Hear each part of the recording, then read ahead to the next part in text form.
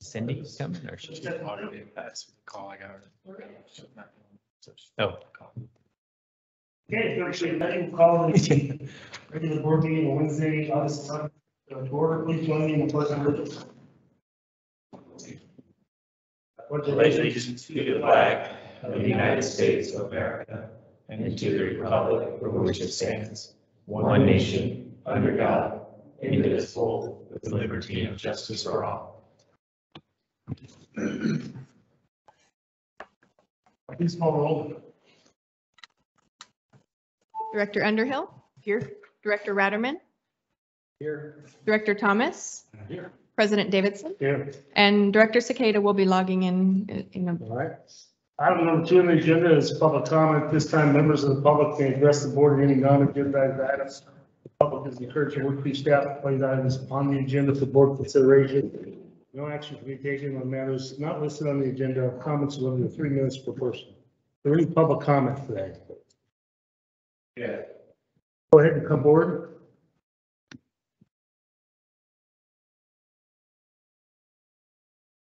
Okay, a little nervous here. I've never done this before. So am I. Good, that makes 2 of us. Good afternoon, board. My name is Brad Wolfman. I own a commercial cannabis farm at 2550 Ponderosa Road in Murphys and Vallecito because the line splits my property. I'm here to talk to you today about a water pipe that runs from the flume on Penn Gulch down to Camp 9. The state will be reevaluating our water usage soon. If we don't use it, we lose it. This water has not been used since the 70s. If we do not use it now, LA will. They're itching for our water. I've waited years for this water. I've spent hundreds of thousands of dollars to get this water. I purchased the adjoining property because it turned out the pipe didn't run through mine. I've cut roads down to the pipe that we located with your guys' people. I have water storage tanks set up and power 400 amps of ag service brought there, ready for this water today. I have been told multiple times that that the water should be available the following irrigation year. That's Brad or Damon or Mike or all the guys, the different people that I've spoke with throughout the years that I've been trying to procure this water. The water is at my site. The pipe has been tested and it's ready to go. I've been out there with them multiple times. It's been ready to go for a while. I am outside of the sphere of influence of Murphy's water. It's important that you know that because I'm the only one that needs that water and is ready to take it right now, today. Chris Zanardi said that if he were to receive a work order tomorrow morning to put a meter on my property, by noon tomorrow, I could have and be using that water and be paying you guys for it. CCWD is in the business to sell water. I want to do business, guys. I want to be your best customer. I need to buy water. It is in the best interest for CCWD, the community, and Mad Bee Farms for us to access this water as soon as possible. These are my neighbors from immediately next door that just had to punch a new well in their place. The well companies are all months out because people are taking all this water from these underground caverns. I'm one of them. It's unnecessary in my case. I have surface water available to me right now. Right now. You guys know what a fee rate should be for ag water. You guys sell ag water throughout the rest of the county. You know how much it costs to hook up a meter. I've already cut the road down to the pipe that you guys located. You bring the back, I'll bring the equipment to dig the hole if you want. I don't know what more I can say other than please let me access that water as soon as possible. I really thank you very much for taking your time and consideration. Okay, great. I promise you we'll be looking into it right away. Thank you very much. Thank you. Anybody else? Are we talking about the slurry line? Yeah, must be. Per Brad's statement there, I'm the next door neighbor at 3090 Ponderosa Way. Moved over here from when we got burned down in the Butte fire over in Mountain Ranch, bought the property up there. We have 2 wells on the property, which have continually gone down. This year we had put a 3rd well and tank would have gone 770 feet to get the water line come up. It's just getting, the table's just going lower and lower. For my friend Chris Zanardi, he tells me that's ready to go. You guys put a lot of money into this infrastructure to build this thing. Why not recoup your money and get your money out of it instead of letting it go into waste? Because I hear it's going to go on, if no one uses it, it's going to go down the road and not be used. So I just ask you to put this on your agenda soon to evaluate this option for us, to help us out, help him out. Okay. Thank you.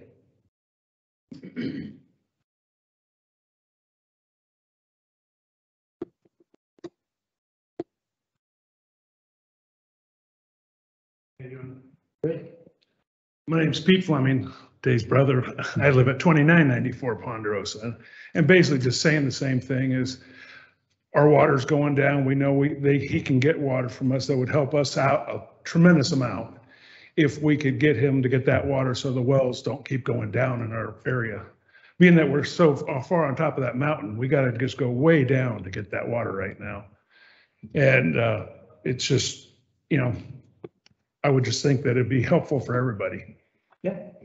Okay. Thank you. Any other public comment? Okay, thank you all. Director Davidson, there's Jennifer Smith online that would like to comment. Okay, Jennifer, go ahead.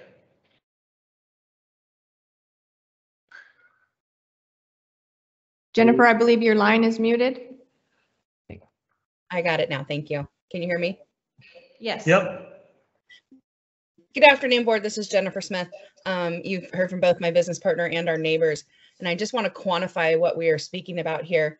Just in what the agricultural operations that are currently established on these parcels of land on Ponderosa, you're looking at 4 million gallons of water a year that you are currently not receiving income from. With the increase of water availability to us, that number would go up almost twofold, because we would be able to expand our agricultural businesses up there. In a time of drought, when people are screaming for water, I hope that you will look at this as a viable resource for the community, for water to stay in our community, and as a financial gain. Thanks for your time. Okay, thank you. Is there anybody else present or online? Okay, thank you all very much. Okay, we'll move on to the consent agenda. The following items are expected to be routine, non-controversial. Items will be acted upon by the board at one time without discussion. Any board member may request that an item be removed for later consideration. 3A, approval of minutes for the board meeting July 14th. 3B, correction to design services contract resolution for the Arnold Secondary Clarifier Wastewater Treatment Plant. 3C, ratify claim summary 593.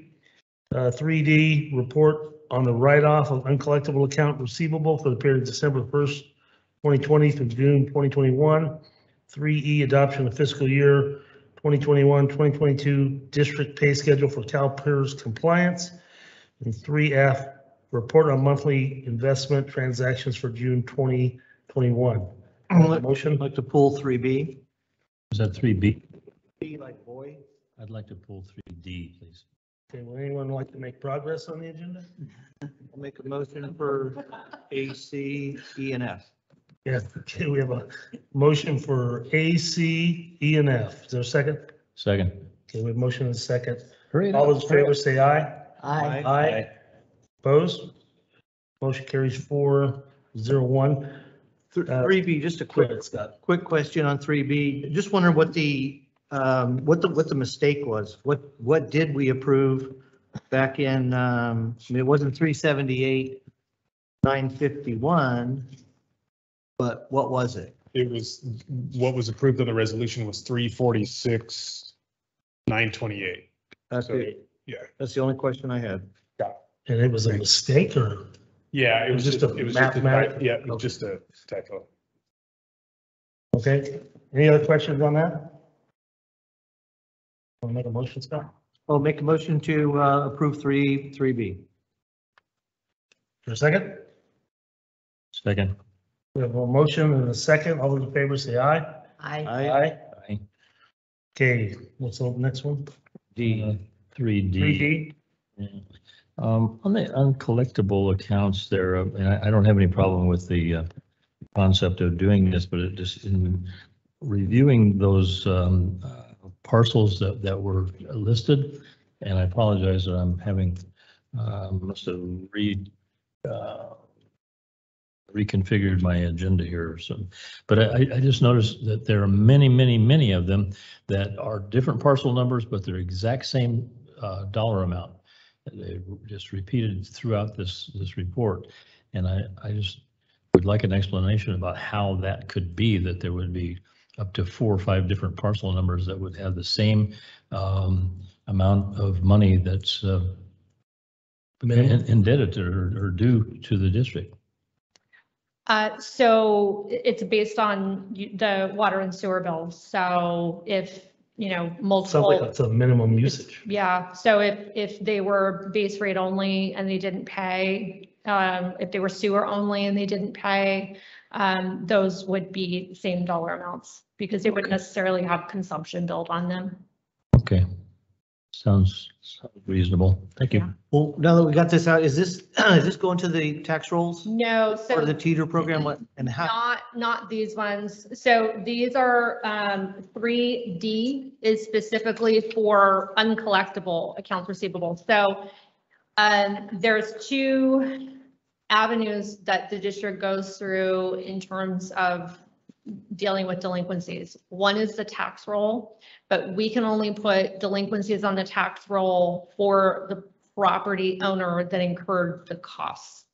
Once that property sells, so if we found out at the time that we're going to bring this forward to go to the tax roll, we find out that the property actually transferred ownership, we can no longer put that delinquency on that tax roll. We can't go put it on the property. And Every one of these were for a sold property, the property that transferred Mhm. at that time? Mhm. Oh, wow. So these would be amounts that we're trying to get through a collection agency, which they don't have the highest rate of success on getting blood from return. But we do get some, but just not very much. But that's our only avenue of collection for these. And then at a certain point in time, there's just. Do we get 5 or 10% or more? Maybe. Oh, really? Okay. It's very low. Excuse me, I have a comment on the claim summary, Mhm. and I'll handle that the way I normally do, because I do email her on questions that I have for the claim summary rather than Okay. stop the meeting. Okay, so I'd like to move for approval on that 3D. Okay, we have a motion on 3D for acceptance. Second, please. Second? Motion and a second. All those in favor say aye. Aye. Aye. Okay, we'll move on to new business 4A, discussion direction regarding fourth quarter investment reports. Rebecca.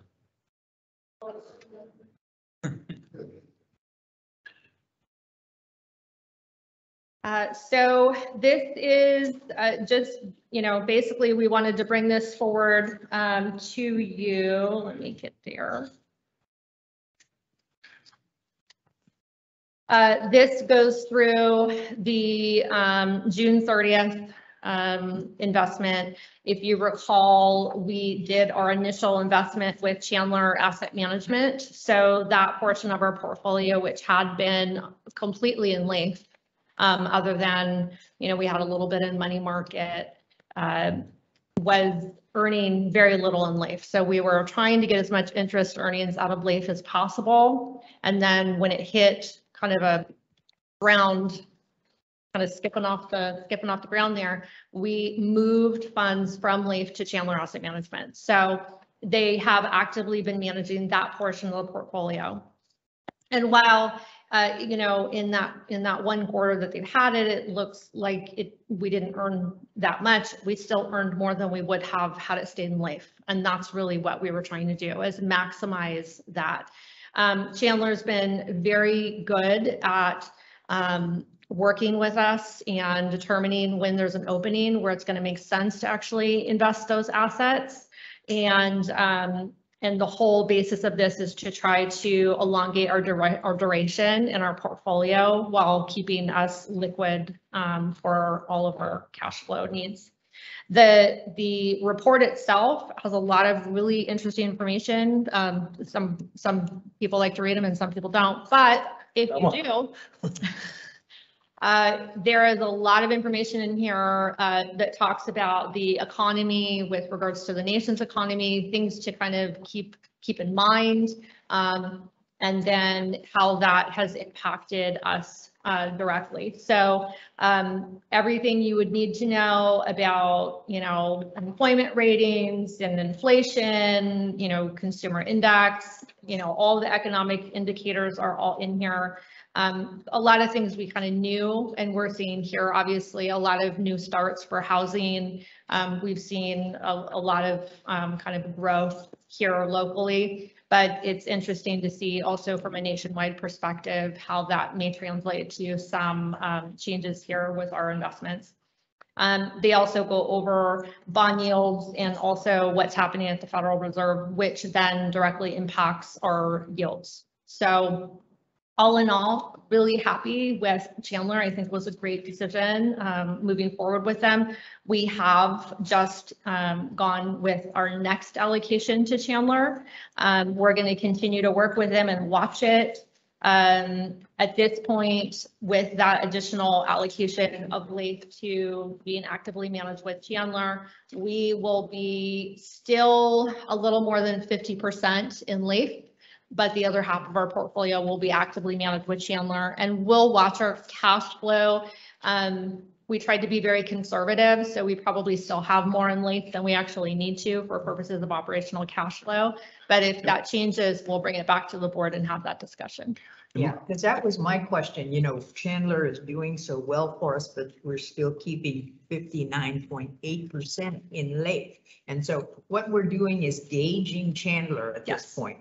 They're still on probation. We're not necessarily probation, but we don't want to jump into the market. The market is really volatile right now. And so we don't want to necessarily enter in at a high point where then we're going to turn around and have losses that we might have to deal with. So they were trying to maximize to ensure that we're getting that longer duration, we're not losing any ground in terms of our asset value, but also maximizing the interest earnings. So they don't do that in one transaction. It's kind of doled out as they can identify opportunities in the market. So that has taken months to get to that point. And we also wanted to make sure that we had adequate liquidity in our LAIF and checking account to make sure we could cover operational expenditures. We had a lot of outlay going out for capital projects. So we wanted to make sure all of that was kind of timed accordingly. From what I can see, we still have probably more liquidity than we need to, but we also have a pretty aggressive CIP program this year. So I want to make sure that we have adequate cash flow for all of that. And then we also are going to be dealing with grants this year as well. So we kind of have to watch how they also reimburse us for some of our expenditures. Sometimes they take a little longer than I would like. So Am I misreading it? I know you said that Chandler's you moved it from LAIF to Chandler, that Chandler's doing it. I mean, I'm looking at the balance of LAIF on 331 is 21 million. It looks like it grew to 24 million and it gained $3,328,000. Well, that would be because we have more cash into LAIF. So we would have gotten our property taxes. So it just depends on how much cash we're getting. So that's not. But it's not growth. Okay. Yeah, so I'm talking about the actual. Okay, so on to Chandler, it looks like we put 10 million in at the end of the third quarter and it dropped, did it lose $31,000? And that's good? It has, so we have premiums and discounts that we have to pay when we buy in. And so those will be, recognized at the, at the end of that duration for that, whether it's an asset-backed security or whatever that investment is. The important thing to pay attention to, though, is that when you look So number one, that duration, that longer duration is actually going to start growing those assets. In theory? In theory, yeah. Right, okay.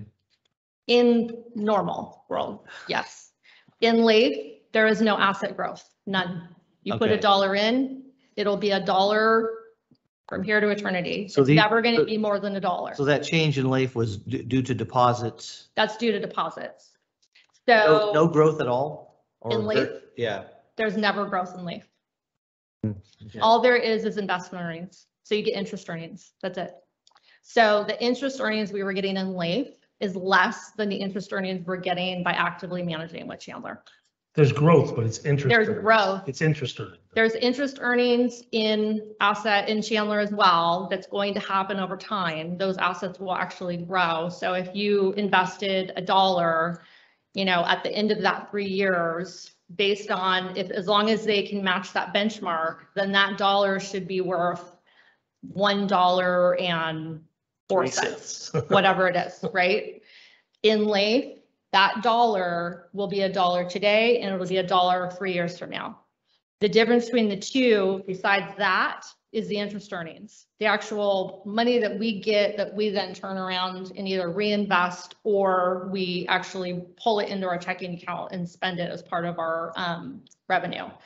LAIF was declining. It's right now like around 0.22%. And Chandler was able to fare better at 0.45.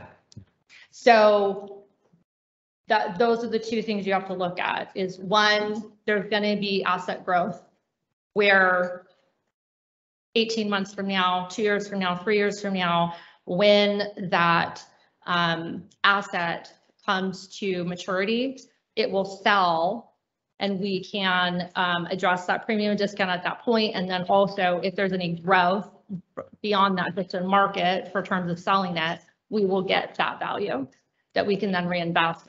And then secondly, the investment returns, the actual interest that we earn, that we count as revenue against our operational activities, that is higher under Chandler than it was in LAIF. I have a question. You mentioned the figures the two figures that caught my eye too, the 20.22% and the 0.45. But at the tail end of this report is the first time that maybe we saw this before, but I didn't catch my eye. Their performance results of this Chandler are presented gross of advisory fees. So the deduction of advisory fees lowers performance results. So if you deduct for the advisory fees, are they closer to 22 or are they? No. Okay. No. All right. So my final question is, are you happy with this? I am happy with this. Okay. And what we were seeing in this last budget is we were not earning the interest that we've seen. And we knew that was happening because LAIF was dropping every single day. It was dropping. So there was really nothing we could do to get any additional interest out. And, short of someone internally actively managing a portfolio, it wasn't going to happen.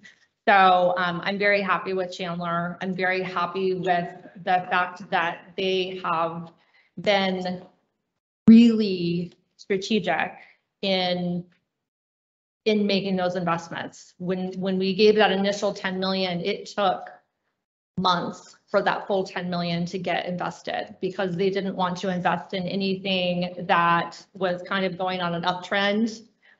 They were waiting for, opportunities in the market where there was less likely for us to have to, take an initial ding in order to buy in.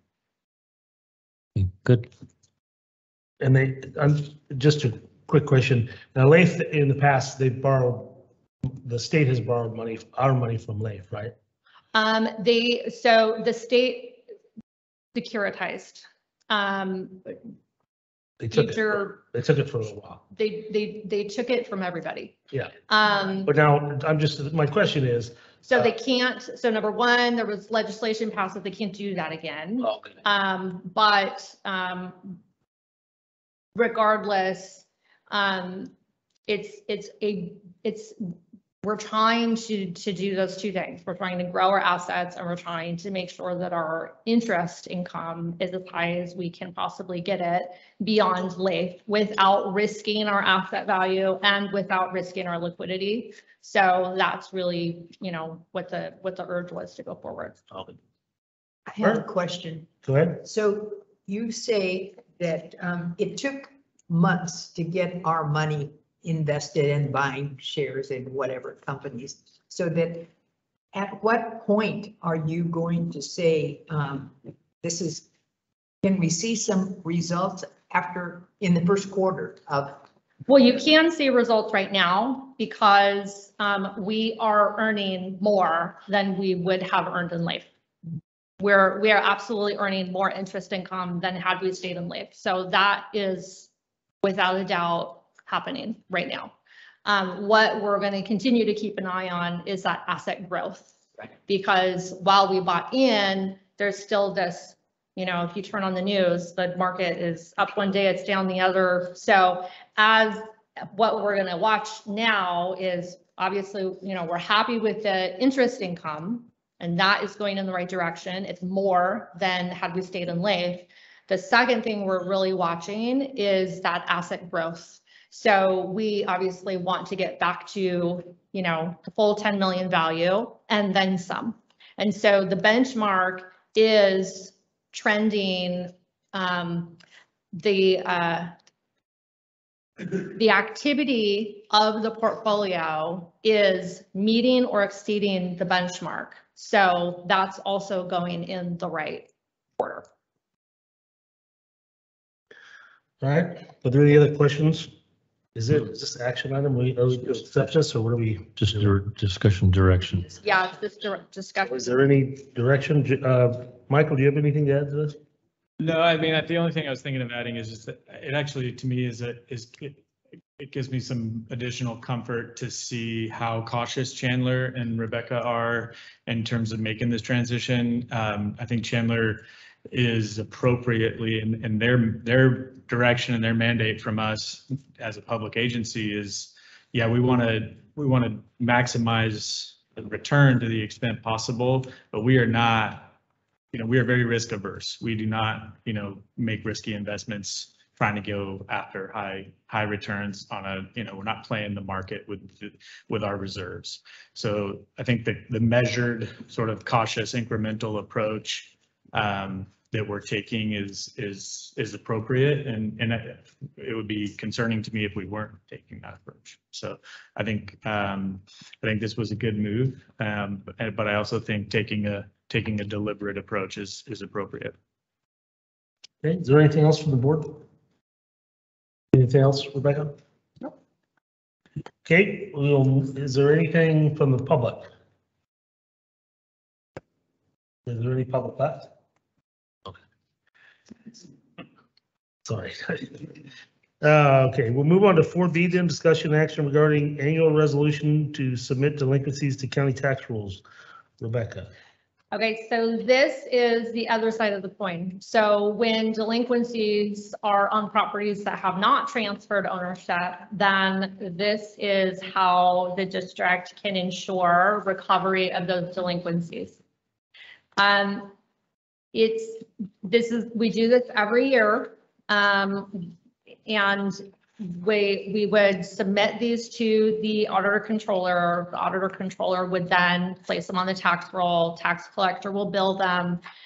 We're included in their teeter program, which means regardless of whether the taxpayer actually pays the tax bill or not, we get the funds from the county. And then when the property owner pays their tax bill at some point in the future, then the county retains those funds with penalties and interest. So that's how the teeter program works. The timing of this particular year is not great because while all agencies are kind of grappling with the fact that they have a lot more delinquencies on the books than historically it's been normal because we couldn't lock off. That was our stick. So normally if you don't pay your water bill, we would go through the disconnection process and then you would come in and you pay your water bill. Well, there's, been over a year where they haven't, and we haven't had any mechanism other than reaching out to try to encourage them to make progress on their delinquencies. So we have actively called every property owner that was going to go on the tax roll. We sent them a lien letter warning to let them know that these were going to go on the tax roll if they didn't pay their delinquencies. We've done a multitude of outreach to make sure nobody's surprised by this, even though every year it seems like everybody seems to be surprised by this. But in this particular year, at the same time that we're doing this, the state is actively working to identify and bring forth and work with agencies to for us to acquire funding for these delinquent accounts. So Michael has had conversations with the state. I've also had conversations with them to come up with a solution, because if we don't put them on the tax roll and either the state does not fully fund us equal to the delinquencies that are out there, or they only fund the water and not the sewer portion, then we potentially will have a lot of accounts that will be on the discharge list next year, because if those properties sell, then we can't put them on the tax roll. So this is kind of the one way that we can absolutely guarantee that we don't lose those funds. But at the same time, we wanted to make sure that we had mechanisms in place so that those customers and those property owners that are delinquent that needed these funds from the state would have the ability to gain access to those. So we're coming. Yep. Is that the only holdback? Is the only ones that we would lose if I'm talking about the TETR program and how the TETR program works? The only ones that if we submit it to the county right now, we would get back what, $226,400. Yep.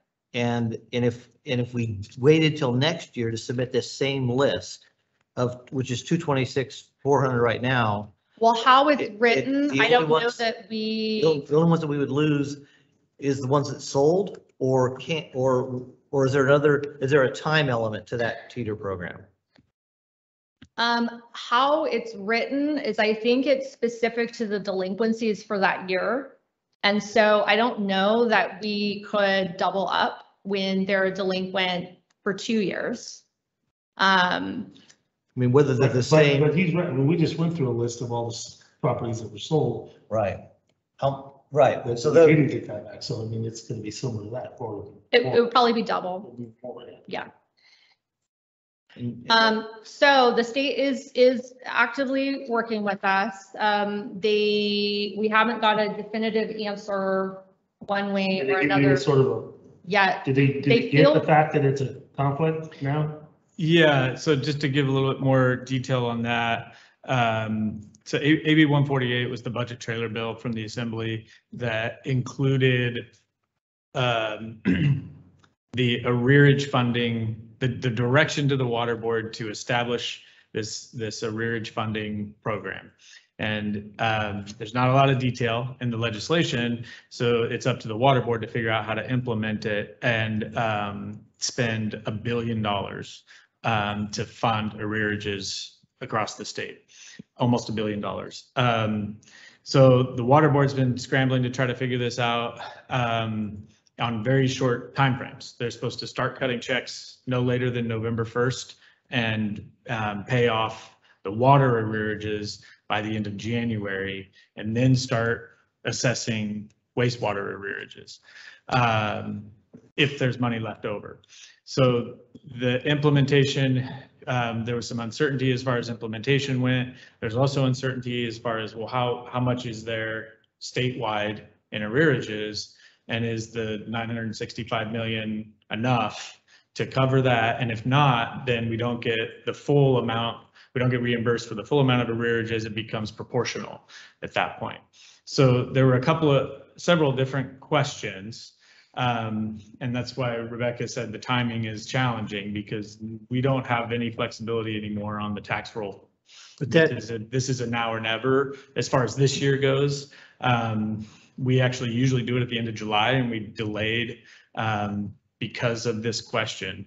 But the water board staff that's implementing this weren't really aware of this issue until we started talking to them. And so Rebecca drafted a memo that said, here's how it could work if you, because initially the initial response we got from the water board is if you submit these debt delinquencies to the tax roll, you are ineligible to receive the arrearage funding. And so we pushed back and said, actually, there's a way to do this, because their concern was that we'd be double dipping. We'd be getting money from the tax roll, and then we'd be getting money from the state. Our response was, well, we can put accounting mechanisms in place to demonstrate that the arrearage funding from the state is credited to the customer account and makes it, to the customer account, the cash equivalent, basically. And they were receptive to that. They're listening, they're working on it. They're optimistic that they are going to be able to find a way through this, but we don't have a definitive answer on it yet. So we got into the weeds of this with the Legal Affairs Committee a little bit last week. We've had, at that time, we didn't even have a response yet as to whether they were even going to work with us on it, or whether it was going to be a hard no. It doesn't sound like we still don't have. Well, the response we did get was actually very positive, because they responded and said this was not something they had really contemplated. It's not addressed in the legislation, and they were willing to work with us on how to make it work. If we could demonstrate that we can account for the money, we can show that we're not double dipping, that the money is making it to the customer. It's going to pass through. Then they're willing, that's going to pass through us to the customer, then they're willing to work with us on it. But we don't, as of today, I can't say to you, yes, we're going to be. Here's my problem with both. My problem with the two programs, I'd like to know absolutely positively about the teeter program. If there's 200, what is the number? 226,000. I mean, that's $226,400. Those are, it's possible so it is still possible that if we take advantage of the teeter program, we get back 226, but we leave, I don't know how many customers. I mean, how many customers are we talking about? What percentage of our rate base are we leaving possibly right now if we approve this, leaving them hanging? Leaving them hanging with no opportunity now to go through the $1 billion worth of money through the State Water Resource Control Board.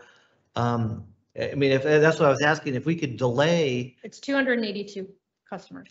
Okay, there's 282 of our customers that would possibly be taking away that advantage of that program where they can get all their arrearages paid for, at this point, maybe for probably at least a portion of water and maybe a portion of waste, not a portion of waste, but possibly both of them, and take care of all their arrearages. And I mean, it'd be great if what we're proposed, they hadn't thought of yet, and now they're thinking about it, and we may, I mean, we're just leaving the customers hanging, so they're not available to that program possibly.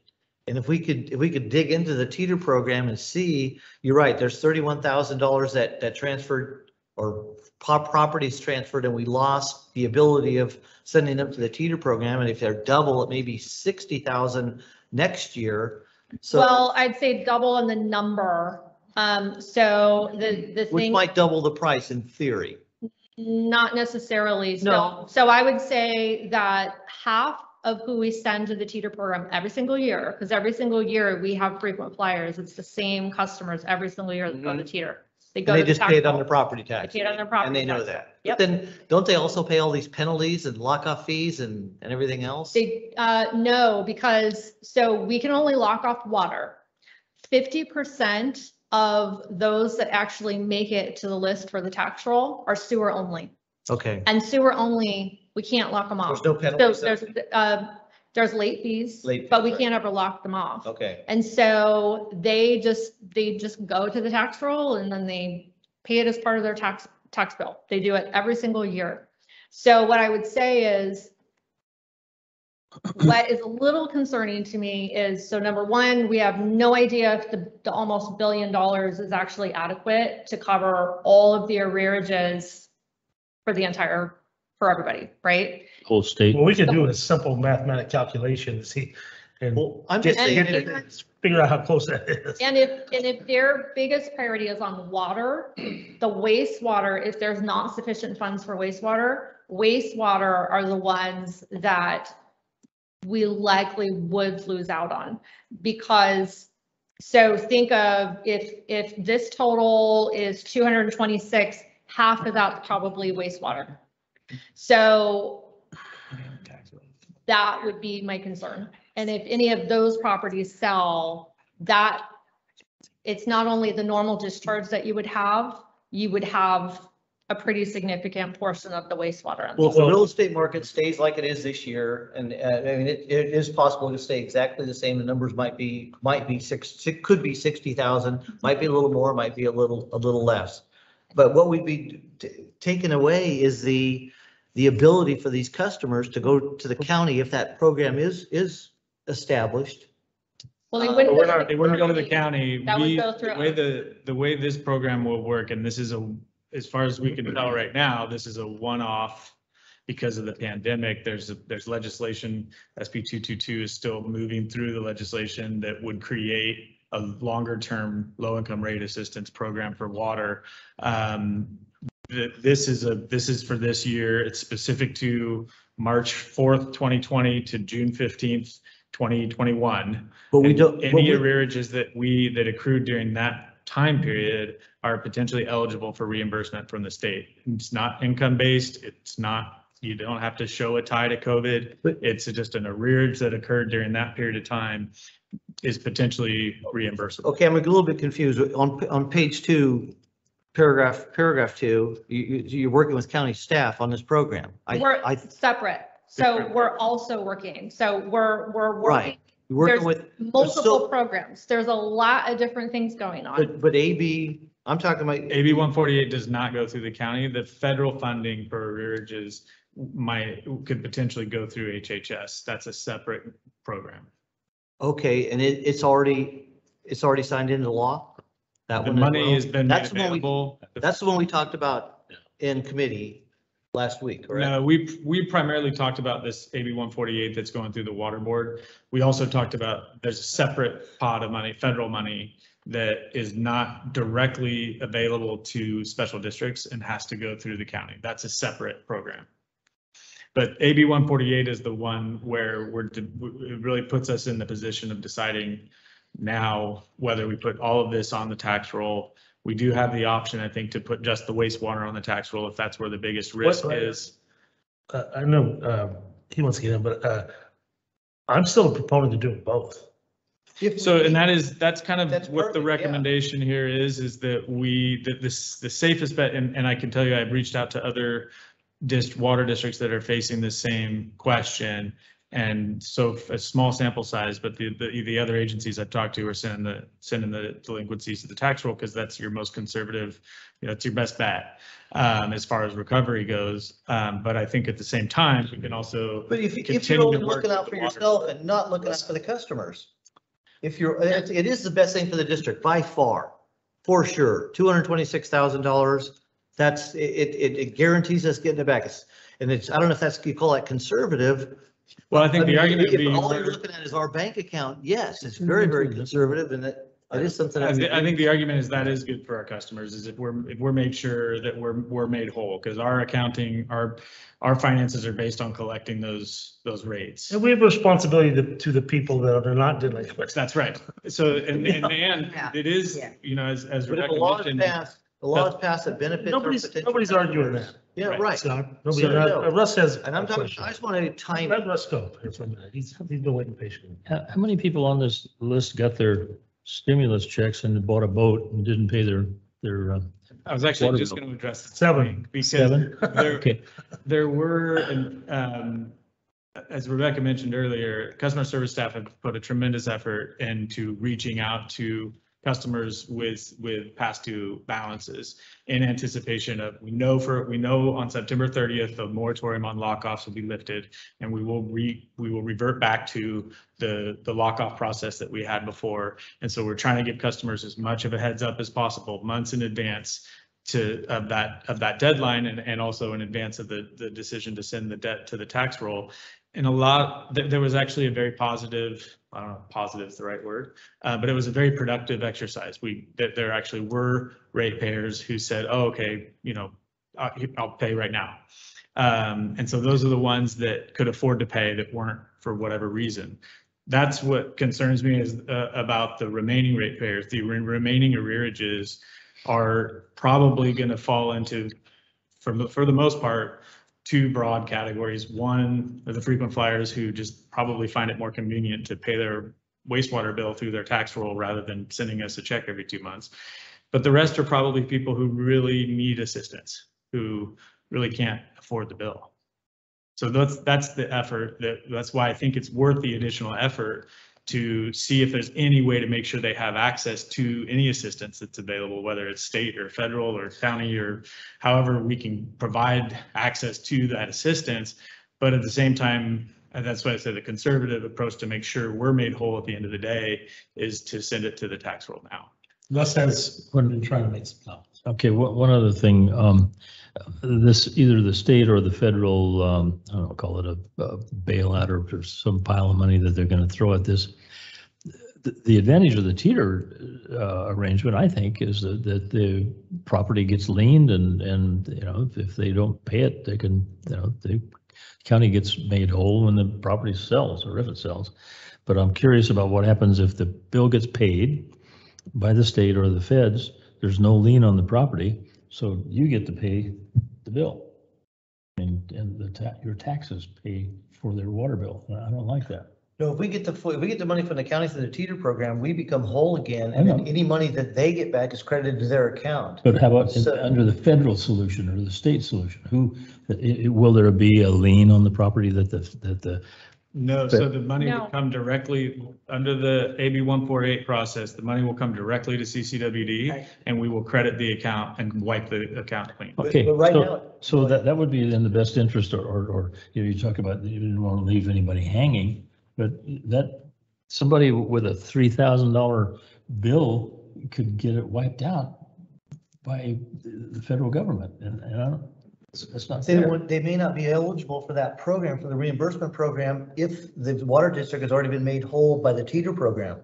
That's what we're talking about. That's what we're still. We haven't been told that. We're still we've been told that we don't know. Well, that was the initial response we got. But to their credit, the water board staff have been responsive to this issue, and they are working with us on it. I would say the conversations we've had, I don't want to overstate it because I can't make promises on the water board's behalf, but they're optimistic that they're going to be able to work with us on this, but we don't have an answer. They've already said no, we won't, and then now we're trying to convince them to change the answer to yes. Well, they said no initially because they didn't understand exactly what we were doing, and they weren't aware that districts actually did this. It's a state law, but they weren't entirely aware that it was being used. Does every county have a teeter program? No. Not every county. Okay. Not every county, and not in like even like Tuolumne does, but like TUD is not part of the teeter program. So it just, each county operates completely differently, and we even have districts here in Calaveras County that could be part of the teeter program, but they're not. So it just really depends on the circumstances. But their initial response was based on the fact that they didn't entirely understand what the teeter program was. When I drafted the memo, explained how we could ensure that we could absolutely track if we received money back, through this program and money from the teeter program, how it would make its way back to the customer in both cases, because we just needed to show that the district isn't coming out ahead. They were happy with that. They were actually going to, utilize that in discussions, higher up, and they were also utilizing that document to have discussions with other agencies.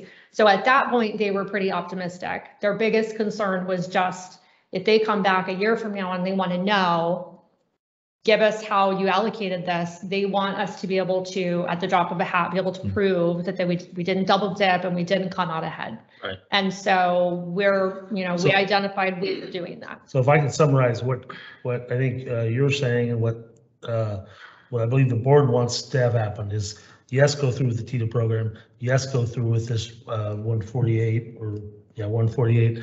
And then we're going to be proposing to them that we can track this back to a credit on the property owner. Yep, and that's what I said, Rebecca drafted it. So no one's going to double dip. No one's going to get an extra. Nobody's going to get more out of this. They might be whole if they get the 148 money, but they will have already had to pay it. Right. They'll still have to pay their property tax bill. They got to but pay the they'll property receive tax, but then equivalent they'll get amount reimbursed from the water. if we can qualify for this program. And I think that's in the best interest of the district to show that we did both. We did the right thing for all of our customers, primarily the ones that paid. And we're also doing whatever we can to allow the state to come in and bring some of these people that need the assistance. Does that sound? Yeah, and there are two other issues here that one is the tenant landlord situation, that the money on the tax, that goes to the property tax, and that person pays But once again, if wait, let me finish. I haven't even said they get the lien on their tax bill, and then if this program does work, this money comes back to the tenant's account. No. And then, No, it comes back to the property owner. If we have property owners. We just said we're going to credit their account. The landlord doesn't have Property it. owner is the property owner is the account. Okay. Now, there are property owners that give their account number to their tenant to have their tenant pay it. That's Right. between them and the tenant. But ultimately, every transaction that happens on that bill is the property owner's responsibility. And anything that happens between them and their tenant, that's between them and their tenant. I don't know any tenants that are paying property taxes. I'm just hoping with this. But there's also, this year has been educational for a lot of property owners, rental property owners, because in the past with the lock-off mech tool that we had, a lot of times tenants, may fall behind once they get the door tag saying the water's going to be locked off, they pay their bill. This year, that hasn't necessarily happened, and so property owners are getting the bill or being told that it's going to be added to the tax roll for the first time. And so even though they may have been rental property owners in Calaveras County for a long time, this is the first time a lot of them have had to actually wrestle with that reality, that they are ultimately responsible for the debt. Well, I'm just hoping that the TETR program itself, that when this becomes popular and there's people around the county getting the reimbursements and getting credited to their account through this AB 148, that their relatives in Calaveras County aren't able to do it because of the TETR program. That's my fear, and it could happen if we're not successful in negotiating a positive outcome with the State Water Resource Control Yeah, Board. that's absolutely right. That could happen, and that's why I can't commit to. Yeah, but one way or the other. if the state developed a program that we can't conform with, we made our effort. That's all we can do. Yeah, the one thing I can commit to is staff will do everything we can to make sure that our customers have access to that assistance. And if the state denies it at the end of the day, we'll still be able to say, this is the water board call and we did everything we could to provide access to it. But with that said, that's exactly why we're continuing to meet with county staff as additional opportunities, because, even if the state says, okay, yes, but we only have enough to cover 60% of your water delinquencies. Well, that means we still have 40% of our water delinquencies and 100% of our wastewater. So we would still be short. So, we're looking at also having discussions with Health and Human Services, because there are grant opportunities there. They didn't intend to apply for any of them, which is the unfortunate part about how that program was deployed is, I think that it's been clear that special districts, there's a misunderstanding, I think, of how special districts operate with counties or cities. So we're going to be meeting with the county. We've offered to help facilitate that grant, write it if we need to, do whatever we can. The thing to be mindful of, though, is those grants are specifically income-based. So if we have delinquent accounts, that they don't qualify income-wise, it was just a matter of they had different priorities and they didn't want to pay their bills, they wouldn't qualify for those Health and Human Services grants either. So That's through the federal government, that's the federal program, or? That's the low income That's the low- water assistance program, the LIWA. Okay, LIWAP. all right, I'm good. As opposed to the Well, do you have any California, questions or concerns that Scott didn't cover? as opposed to the California Water Wastewater Arrearage Payment Program, the QAP. Those are the two different mechanisms that we're dealing with here. Well, so do you have a general consensus? I mean, Bertha, do you have anything else to add? Just one other moving piece here. I know we've gotten into the weeds of this, but I'm actually glad that we're having the discussion. One other moving piece here is one of the constraints that we have is, and this is a county specific decision, but our county has decided that it will not accept partial payments on property taxes, which makes this actually harder, because it would be a lot easier for us if, when we receive that assistance from the water board, we write a check to the tax collector that says, here's the paper trail that shows exactly how that property, we didn't double dip, we refunded the money essentially to the county, one for one. But we don't have that ability here unless, the timing, the customer paid the rest of the balance on the same day or something along those lines. Is just a nightmare to administer. So it may be if the water board needs it to be that clean cut, because I think Rebecca's done a great job of laying it out for the water board. Here's how we can account for every dollar that you send us. But if they need it to be even more straightforward, then, maybe it's a conversation we need to have with the county about accepting partial payments in this case. Okay, well, we'll cross that bridge. I only had one question, and that's the fact that, we said that our arrearage, I love that arrearage, was $226,000. How, at any point they could say, you're not going to get that much. And then. Well, and also to clarify, the 226,000 is from last May through this April. Yeah. The state assistance funding is, we'd be able to collect from last May through July, essentially. Only the water, right? Well, initially water, their first priority is water. If there's money left over, then they will accept requests for. There's no estimate out there of wastewater. I mean, we know how many water. So they just sent out, so this is part of the issue is I think that what they were trying to do is they were trying to piggyback off of the annual water survey information. And they've also had other surveys out there for different periods of time, but it didn't quite capture everything.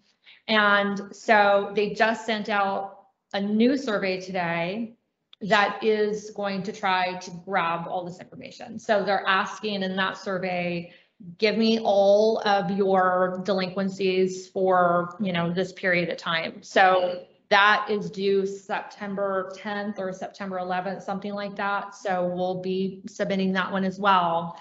Which is the first step in this process. This process starts with that survey, and then the funding will be based on the responses they. So we may only be getting back a percentage. Yeah. Yeah. Michael, that's September 10th or so. What is the date of the recall? It's the end of September. September 14th. It's my sister's birthday. So that's how I remember that. And what's the likelihood that this would go through with a brand new governor and you mean, will it change? Will it even happen? I mean, what is it? No, I think it will happen. The legislature would have to act to undo it after the ball's already been put in motion. I don't see that happening. This isn't that part of the topic. I'd like to make a motion. Really? Get this thing moving, so we can get off this topic. Requesting delinquent charges be placed on the Palo Verde County tax roll. I thought you were gonna ask some more Beat the questions. hell out of this thing. I'll make a second. All good conversation. Hey, Cindy. Is this a? Have you been eavesdropping, Cindy? Got a motion and a second. I most certainly have. Great conversation. Do you have anything to comment on this item? We're about to No, make a motion. I'm listening to, I seconded the motion, actually. I was listening to all of you and I think the information has been great and I agree with all of it. But I would be willing to go forward with using the TEETR program. Okay, now, well, listen, that's not what the motion's gonna be, and Scott is gonna, we're gonna take a risk and have Scott try to define the motion. But we're also gonna ask for direction on, to staff on for the AB 148. Yes, so there's a resolution in the packet for sending the delinquencies to the tax roll. But staff understands 100% that that doesn't mean we don't still aggressively pursue every avenue of assistance that we can. This is the motion I just made. Okay. Is it different And it's than the already been resolution? seconded. Now talk Is to it different her. than this resolution? Yeah, Same one. that's it. This is the actual resolution. But this is requesting delinquent charge to be placed on the Calaveras. This is a resolution right here. Okay. This is the wording. of Well, just say it. I did, and we got a second. Okay, we have a motion and a second. Is there any public comment? I can only imagine. Okay, hearing none, please call roll.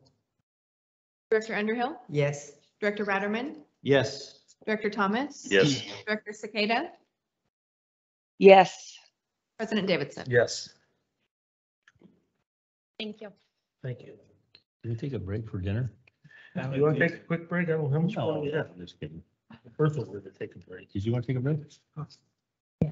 Okay, let's just take a short little break. Okay, before we break, however,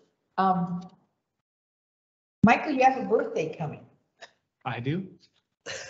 I do. Yeah. Hopefully we all do, Bertha, Right. but you just never know. You have a bunch of cards? Particularly, My, particularly Russ. It's my mid 40th birthday, somewhere in there. Yeah. Wow, thank you. Look at that. Bag full of tissue. Green. That's a nice bag. Oh my goodness. Yeah, thank you. Isn't that a nice bag? My first birthday present this year. Do you want me to open it right now? Is something gonna jump out at me? And this is from the board of directors. And that also includes Matt. I assume we're gonna get the bill for this year a little bit later. They're very unique. Just Well, I can tell you already, my boys are gonna love the present. Play with these things for hours. You can learn how to do the flamenco. Wow. Oh, is this nice? Oh, a spigot. I love it. Thank you. You have two of them. That's fantastic. Thank you. I really appreciate it. They're very unique. Yeah. All right, let's take a short little break here. Jeff shopped for 2 days before he found it.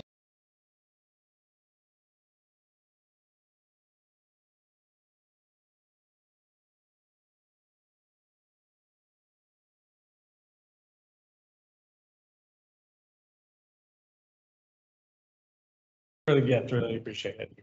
Happy birthday. Thank you. August 20. That's why I was a little surprised. Like, it's not my birthday. Okay, we're gonna come back in, Rick. And we're gonna go to 3E, adoption of the fiscal year 2021-22 district pay schedule for CalPERS compliance. Stacy? What'd you call it? 3 what? I'm sorry, I went to 4C. So Wasn't it part of I went to the wrong one. She came up anyway. She could talk about anything. You have authority. You can say whatever you want. Okay, now you're gonna talk about that, Stacy. All right, let's try this. We are on 4C, am I right? For discussion action regarding the Cindy CalPERS retiree health vesting schedule. Yeah. Stacy. Good job. I am, I am prepared to talk about that. Okay, so in just a little history in regards to retiree health vesting for the Calaveras County Water District. In the late 1990s, the district began to offer retiree health coverage to all employees who retired from the district. We had then in the early, about August of 2001, the district adopted a vesting schedule with CalPERS, which put employees had to retire from the district, had to have a minimum years of service, and their contributions towards retiree health was dependent on their total CalPERS years of service. This has created a huge unfunded liability for the district. However, in June of 2009, the district did establish a PARS trust and has been contributing anywhere from $400,000 to $900,000 or $800,000 each year thus far, leaving us with about $11 million, a little over $11 million in the PARS trust. In our recent negotiations with the local SEIU union, as well as the Management Confidential Group, we successfully negotiated the recension of the CalPERS vesting schedule for retiree health and replacing that with a retirement health savings account. As part of that process and that agreement through the contract adoptions, we are required to adopt a specific resolution that CalPERS has drafted for each particular group that we have within our health program with CalPERS. And that's what's before you today in order for us to rescind the vesting schedule under Government Code 22893. And then with that, they also require a second resolution to establish the PEMCA minimum, which is the required contribution amount towards retiree health that employers, any employer with CalPERS has to contribute for each, if they have health plans through CalPERS and an employee retires with the employer. However, so what this is going to do is it's going to rescind the 22893, but we also have language within the contracts that current employees are kept whole. So what will happen is now between HR and finance, we will administer payments to current retirees and employees who currently have this benefit and continue to receive this benefit. We will continue to make payments to them rather than have PERS administer it through the vesting program. Any questions? Any questions from the board? Got it. Okay, so there's quite a few resolutions. So do we have to take them one at a time? I don't think so. What is it? What will it start with? 62. So 62. Can I have a motion? I'll make a motion to adopt resolution 62, 63, 64, 65, and 66. Second. As summarized by our HR manager moments ago. Second. I have a motion and a second. Cindy, do you have anything? No, I'm good. Thank you. Can we have public comment? Is there any public comment? Okay, Secretary, please call the roll. Director Underhill, Yes. Director Ratterman, Yes. Director Thomas. Yes. Director Cicada, Yes. President Davidson. Yes. Thank you. What? Thank you. 4D. So we're on to 3F. Okay, we'll move on to 4D. In your case, it's Discussion. 4F. Action regarding affirming retiree health benefits. Stacy. Okay, thank you. So with the rescission of the 22893 CalPERS vesting schedule and establishing the PEMCA minimum, we also needed to rescind previous resolutions that the boards adopted to create that benefit. So this resolution before you includes rescinding those 3 resolutions, which is 2000-32, 2002-53, and 2007-106. And then just establishing what our current retiree health benefits are for not only medical, but dental. So medical will essentially have 3 different tiers of employees. Those who were hired before July 31st of 2001, those hired after August 1st of 2001, and employees hired after October 1st of 2021. The October 1st date is predicated on the effective date from CalPERS once I send this rescission resolution to them for approval or for adoption. Okay, any questions from the board? Do I have a motion? So moved. Motion? Second. Motion. I'll second. Okay. Russ got you. Okay, is there any further discussion by the board of staff? Any public comment? Seeing none, please call the roll. Director Underhill, Yes. Director Ratterman, Yes. Director Thomas. Yes. Director Cicada, Yes. President Davidson. Yes. Thank you. Real quick, before we wrap those items up, if I could, and this is not specific to either of these items, but at our last board meeting, when the board approved the 5-year contracts for both bargaining units, I thanked the negotiating teams for the bargaining units, and I thanked the board for all the hard work that went into the contracts, and I failed to acknowledge Stacy, which. Did she help? A huge omission on my part. And so I would like to correct the record on that point. It was an enormous workload for her in addition to the contracts and tracking both negotiations.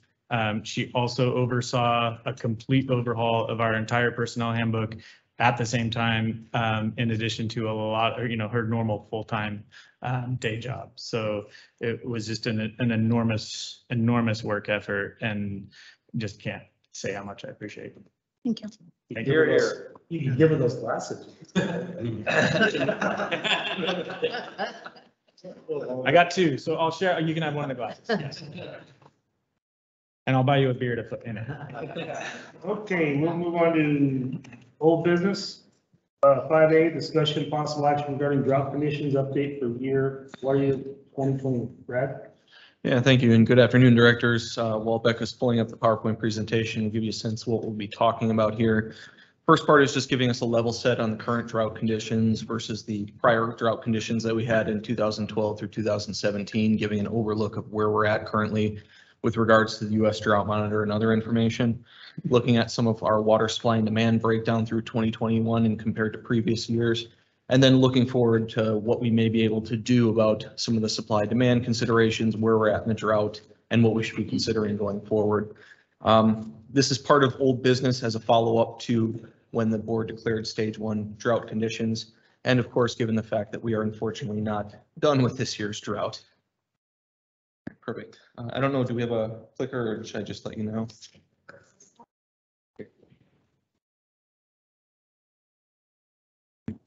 Okay, I'll let you know then. Go to the first slide, please. This is a look at the U.S. Drought Monitor, and just to reminder, I think each of you has a packet on there, and then for reference folks in here of the PowerPoint that's currently on the screen. But this is a comparison of the Drought Monitor for where we are in August of 2021 on the right-hand side with August of 2015 on the left-hand side, which was arguably in 2015 the worst part of the last drought period. Keep in mind at that time, a lot of folks in California didn't know when that drought was going to end. That was preceded by a number of dry years, so it was already compounding on one another. And as you can see on there, most of the state was in either extreme or exceptional drought. Unfortunately, in these 2021 drought conditions, we've sort of been teleported in a way, hydrologically speaking, back to those conditions. Unfortunately, it's sort of dropped us right in the middle of 2015 with regards to what we're looking at in terms of drought conditions according to the drought monitor. Please click one. And this is backed up by the water data packet. Recall that I've been monitoring through a program tool online using precipitation and other reservoir data just to look at where we are in the state and in particular where we are in the Calaveras County watersheds. What you see in the bottom left-hand side is the Ebbets Pass watershed. And 2021 is notable because it actually falls below the 2015 line. In 2015, we were around 63% of average. And now, unfortunately, we're around 56% of average. So again, reminding us that we were sort of dropped right back into 2015. And on the right-hand side in the bottom there, you can see even, oh, sorry, go back one, please. Thank you. In the bottom right, you can see a picture of New Spicer Meadow Reservoir, one of them being from June 2015 and then July of this year. Note that they actually look very similar. But it is worth noting that our storage in the reservoir currently is actually around 76,000 acre feet, where at that time it was around 60,000 acre feet in August. And how does that compare with the normal? Normally at this time we would be upwards of 85,000+ and NCPA would try and end the year at about 80. Now keep in mind that at this time in 2015 when we were around the 60, that year actually ended at around 35,000 acre feet. So it fell quite a bit more just through the end of the year. And so given that we are a good, what is that, like 26 or no, 16 rather, 1,000 acre feet ahead of that, we might not get as bad as 35, but of course there's a number of factors that go into this year as we'll get into in the rest of the presentation. TAF is 1,000 acre feet. 1,000 acre feet, okay. I also wanted to point out here that there was some talk in prior board meetings about the sector use breakdown and what's happening between the agriculture, environment, and urban uses in California. And the Bulletin 160 or California Water Plan series from the Department of Water Resources provides probably the best snapshot look at this on both the state and the 12 hydrologic regions within the state. Recall that we fall within the San Joaquin hydrologic region, which is sort of the northern part of the San Joaquin Valley. And this provides just a look from 2002 through 2015. Fortunately, that's the data that they have available until they're able to update their water plan. But it provides a snapshot into what happened during the prior drought and what we're sort of beginning to see is similar trends during the current drought. Note that from 2012 going forward, that environment took the biggest hit right off the bat. And when I say environmental uses, I mean things like in-stream flows, delta required outflows, managed wetlands, riparian losses. The Department of Water Resources, I know having worked on this with them, does a full statewide water balance and tally of where each of the water uses go for part of the state. Depletion is considered. After it's been stored? This is after it's been stored, correct? Okay, well, but let's talk about that. Sure. We're not storing water until June. We are, yeah, typically So, storing water. But they're not talking about the unimpaired flows. No, they're not talking about purely unimpaired flows that occur. Well, right, but that it skews this model, does it not? In some parts, it would skew the model. It depends. Again, we're talking the entire hydrologic region now, so I just want to level set with that. But release. Right, but my point is, if they change the policy, now we have unimpaired flows until June, and they're only gonna monitor stored water. No, this is looking at the demand side, not. Yeah, this is not demand on the flow side. This is Demand side has been reduced. Well, yes, this is the note. This is 20. They're not, the unimpaired flow requirement is not currently in effect. That's still a topic of discussion. So winter time flows do get diverted. In fact, that's where most of our storage comes from, is the diversion of winter flows. This is just kind of a snapshot of where the majority of the usage goes in the state. After it's been stored, out of the stored reservoir. So let me clarify, when DWR does their balance on here, what they're considering is after storage, whatever's released or whatever is unstored and allowed to remain in stream. This is the amount that has been set aside to meet required delta objectives, in-stream objectives, wild and scenic river objectives, and things that way. It may come from storage, previously stored water, but this is simply a tally to Michael's point of where is that water being used, regardless of where it originated. On the demand side. Yeah, right? on the demand side. Thank you. And you can see that agriculture in the last drought similarly took a hit, not quite as big as the environmental, and then urban, of course, took a hit as well. All three sectors of primary sectors, rather, in California decreased during the prior drought. And again, we're talking prior drought now, so a compounding of multiple years in a row. We don't have the data for this current 2020-2021 season, but we are seeing with project allocations, we are seeing with in-stream conditions, the data packet confirms by the reduction in in-stream flows just in our county alone, that we are seeing similar impacts this year, certainly to the environment, but then also to other sectors in California. It's worth noting that the 2015 CBP and state water project allocations were 0 and 20% respectively, historic lows, which had a number of the contractors across California panicking. That includes ag and urban folks in Southern California. This year, south of Delta Ag was 5%, state water project was 5%. I guarantee you a number of folks in Kern County are panicking with those numbers. And also just to clarify too, on the environmental demand, the reason why there's a lot more variability in that one is because it's these wet years where excess flows are counted as environmental flows. So this is probably delta outflow where, 2011 was a historically wet year.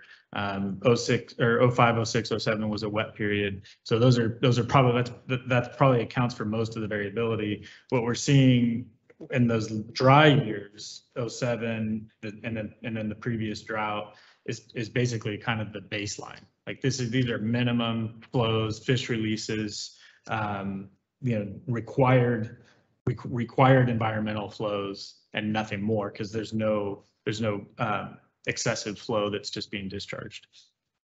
Yeah.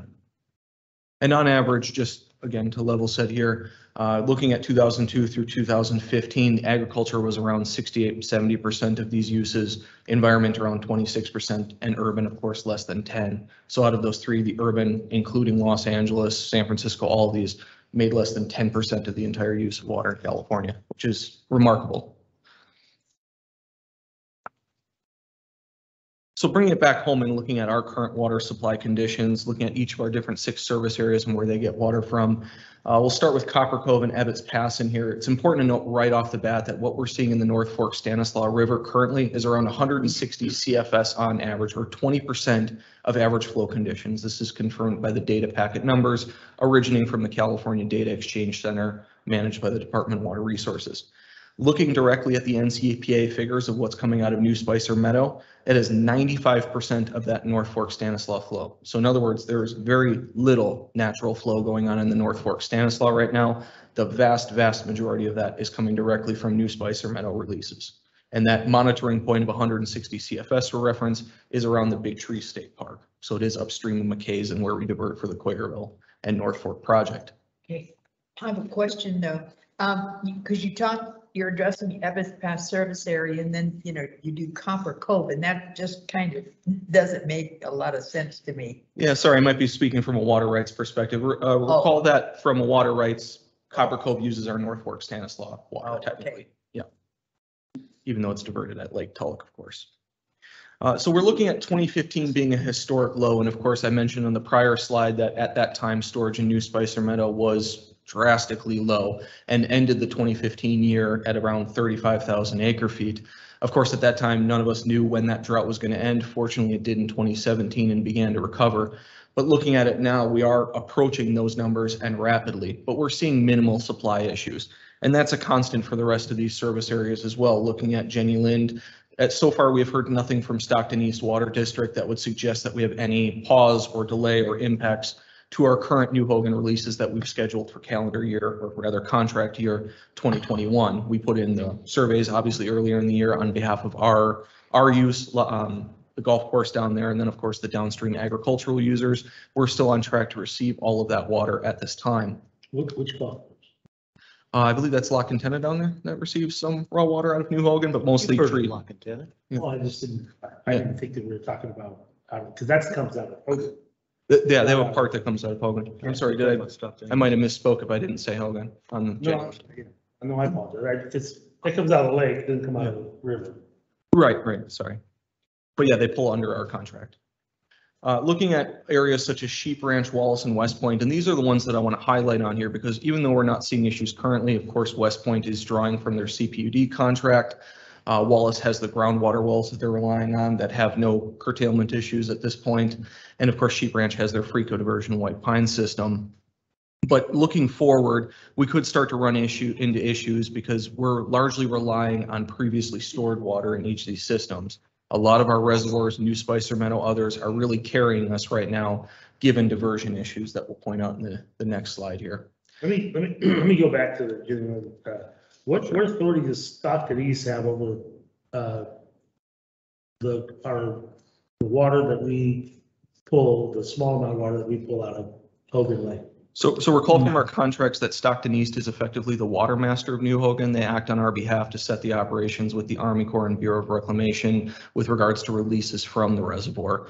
Every year we submit to them a survey of the agricultural users on the river as well as our projections. But I'm asking what the authority is, because, you know, we have a reservation of 31. Yeah, they don't have feet, and we can use as we please. Right. As far as I'm concerned, so we don't need Stockton East's permission to do anything. Yeah, sorry, we don't need their permission, but of course they are, I guess, the mouthpiece on our behalf for the two users out of New Hogan. They coordinate directly with the Bureau on scheduled releases and work that So all way. we do is tell them what we're gonna use. And they do it. And they comply with it. They do it. They As also. long as we don't exceed our state permit. Correct, and they're the ones that do the math behind that and submit to the Bureau on our behalf. So, yeah, again, they don't have authority over us, but certainly they're the ones doing the calculations, submitting to the Bureau on both of our behalf. Okay. Looking at the major events that have occurred this year as the drought declaration has gotten worse, I just want to point out a couple here, all of them originating from the State Water Resources Control Board. There was, of course, the post-1914 notice of unavailability that we received in June. As a response, we halted diversions on our post-1914 consumptive rights, primarily on Bear Creek at the time, and started to revert over to previously stored water. Of course, then most recently in July, we received a pre-1914 and riparian notice of unavailability. These were not specifically curtailment orders, but it did mention in both cases that there was no water available in the San Joaquin hydrologic region for diversions, that we were knowing that we were going to have to rely on previously stored water in each of our systems, because the state board was making it very clear that there just wasn't enough water to go to really anyone in the entire system. Brad, on the previous slide on the bottom of the page under the West Point service area, we rely on, I know we're relying on a CPUD contract. What does MF stand for in that pump? Middle Fork. It's the Middle Fork pumping plant down there. And then most recently, on August 4th, the State Water Resource Control Board adopted their regulations for water rights curtailment. So we know at this point that the curtailments, the actual formal curtailment orders, are inevitable. We know we're going to get them from the control board, and we know what their methodology is going to be to calculate them. And so at this time, we don't have what those official orders look like. We don't know how far back into pre-14 rights they're going to go, where our understanding is basically south of the Delta, they're going to cut everyone, or at least attempt to. We understand that folks north in the Sacramento Valley might get everything below on the list below 1883 may still be okay.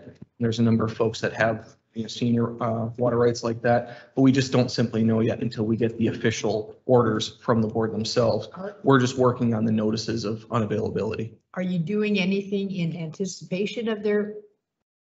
Yeah, we have been. That goes back to the first point that in response to the notice of unavailability, because we didn't want to invite any sort of repercussions from the state board, we actually stopped diverting on our consumptive rights and have only been diverting since then, at least on the post-14 rights, for our non-consumptive hydropower use, for instance, which we understand has been allowed in the past, as long as the water returns in full back to its original stream.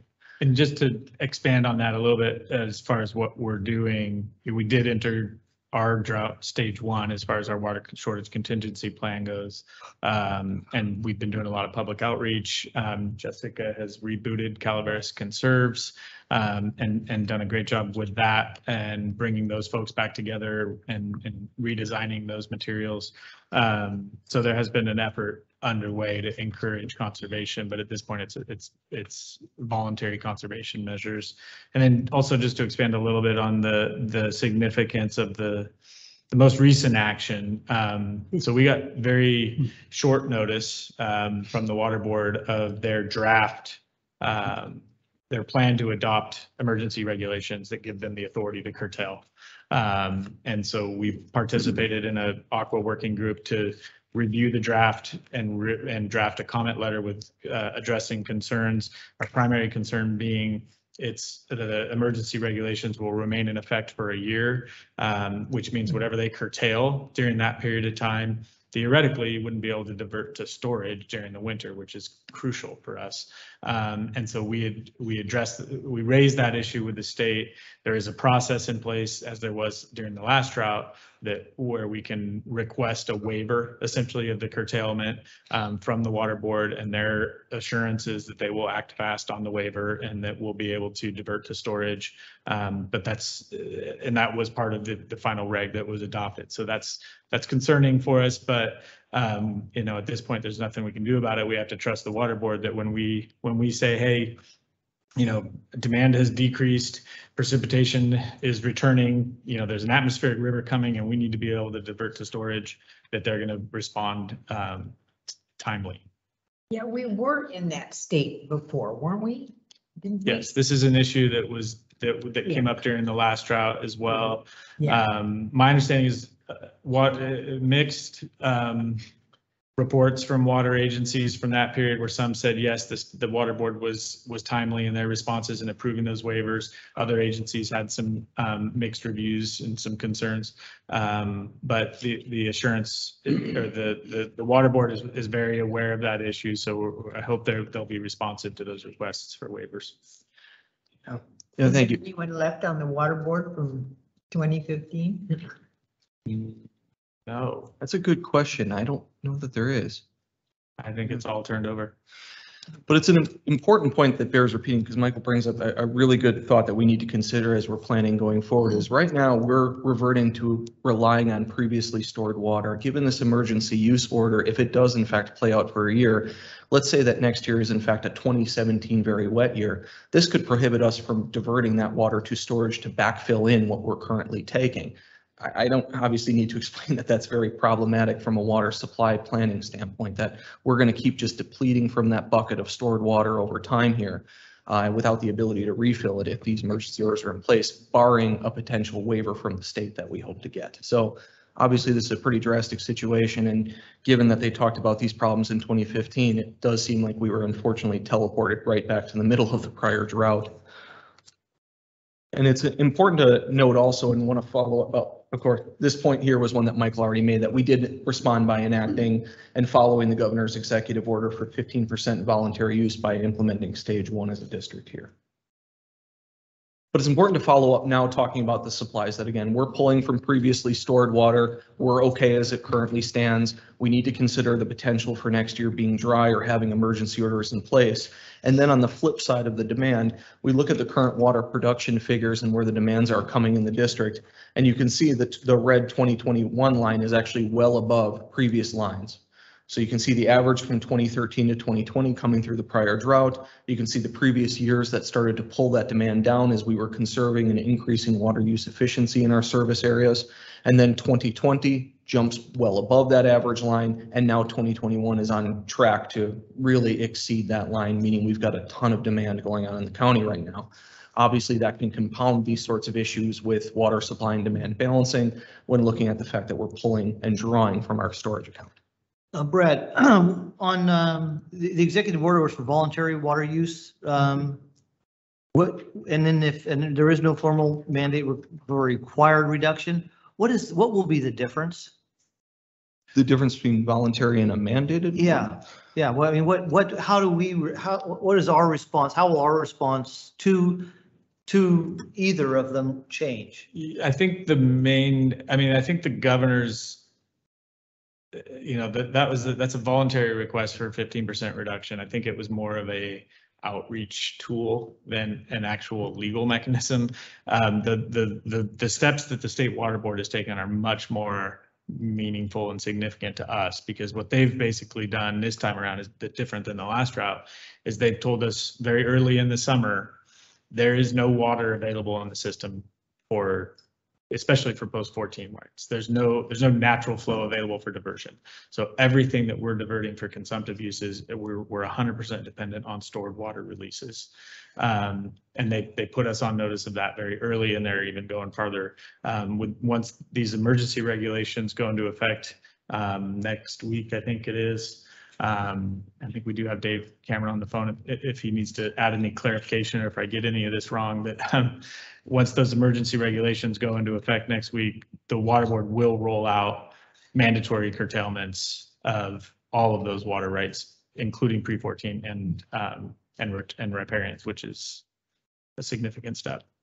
And circling back to your question with regards to a mandated water use savings versus the voluntary one right now, is it seems like the state is pointing to each of the individual agencies and are saying, use your toolkits that you defined in your water shortage plans, put together what you need to save, respond to your water shortage conditions across the state. And we did so appropriately given kind of where we were at with a water supply balance and understanding of where we were at the time.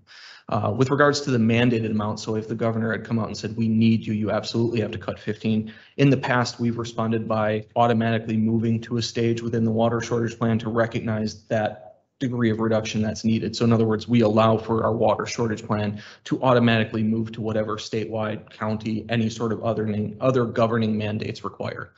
So one of them is allowing us, in other words, to set whatever stage we want to find within our water shortage plan. The board chose stage 1 during a couple board meetings ago, where the other one would sort of force us to have to move into perhaps a more aggressive stage depending on the board.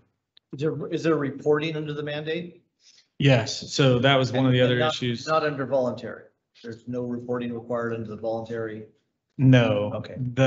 Although the state was not so subtly indicating to us that if they didn't see reductions in response to the voluntary requests, that there would be mandatory requests to follow. Your question, sorry, what was the first half of your question? Just about, and you've answered it. I just wanted to just semantics and how we would have to respond from voluntary to the mandate. Yeah. Sadly, I don't.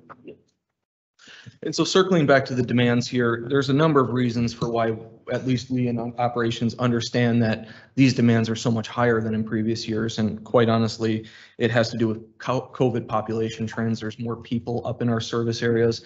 These increases are being seen across all service areas. Really after April, the demands have just skyrocketed in a number of places. And then, of course, there's landscape irrigation demands. We've seen a hotter year. We've seen more people up here. Combine those two together, and there's just more water being used outdoors to water. Which is great news. It can be. And just to confirm that, you can see post-April, just looking into the prior data, on average, we were around 509 acre feet per month. This year, we're already at 569 acre feet a month. So an additional 60 acre feet that we're pushing every month for our service areas to meet these demands. I just want to make it clear that at that 112% level, we're still just a percentage of our water rights. We are a percentage, but keep in mind now we are expecting curtailment, which means all of the diversion we would normally get under our rights to put into storage or to directly divert, that's gone. We're relying on previously stored water. Well, I know, but we have adequate previously stored water. We do now. If we, heaven forbid, get into another really dry year next year, or heaven forbid, 2 more dry years, we don't know when this drought's going to end. It's just going to keep depleting that bucket. And so it really isn't a problem now, you're correct, but it's a problem potentially next year and following years if we're not careful. And especially with demands going up, we also don't, that's an unprecedented trend as well on this graph. So we don't quite know what the impacts fully are of COVID migration. Yeah, exactly. And so again, just to summarize this up as a drought update, there are severe concerns this year for the 2022 dry year. We don't know what it's going to look like. Obviously, everyone's going to be holding their breath from October to December of this year, really in hope that the next water year is going to be at least average to try and pull us out of some of these dry conditions. But if they're not, we're already seeing supplies are effectively curtailed and we're relying on previously stored water. If we get into those emergency use regulations that even prevent us from diverting to storage, or we get another dry year, we could keep drawing from that bucket and just keep lowering the amount and be on track to fall below even 2015 numbers that we saw.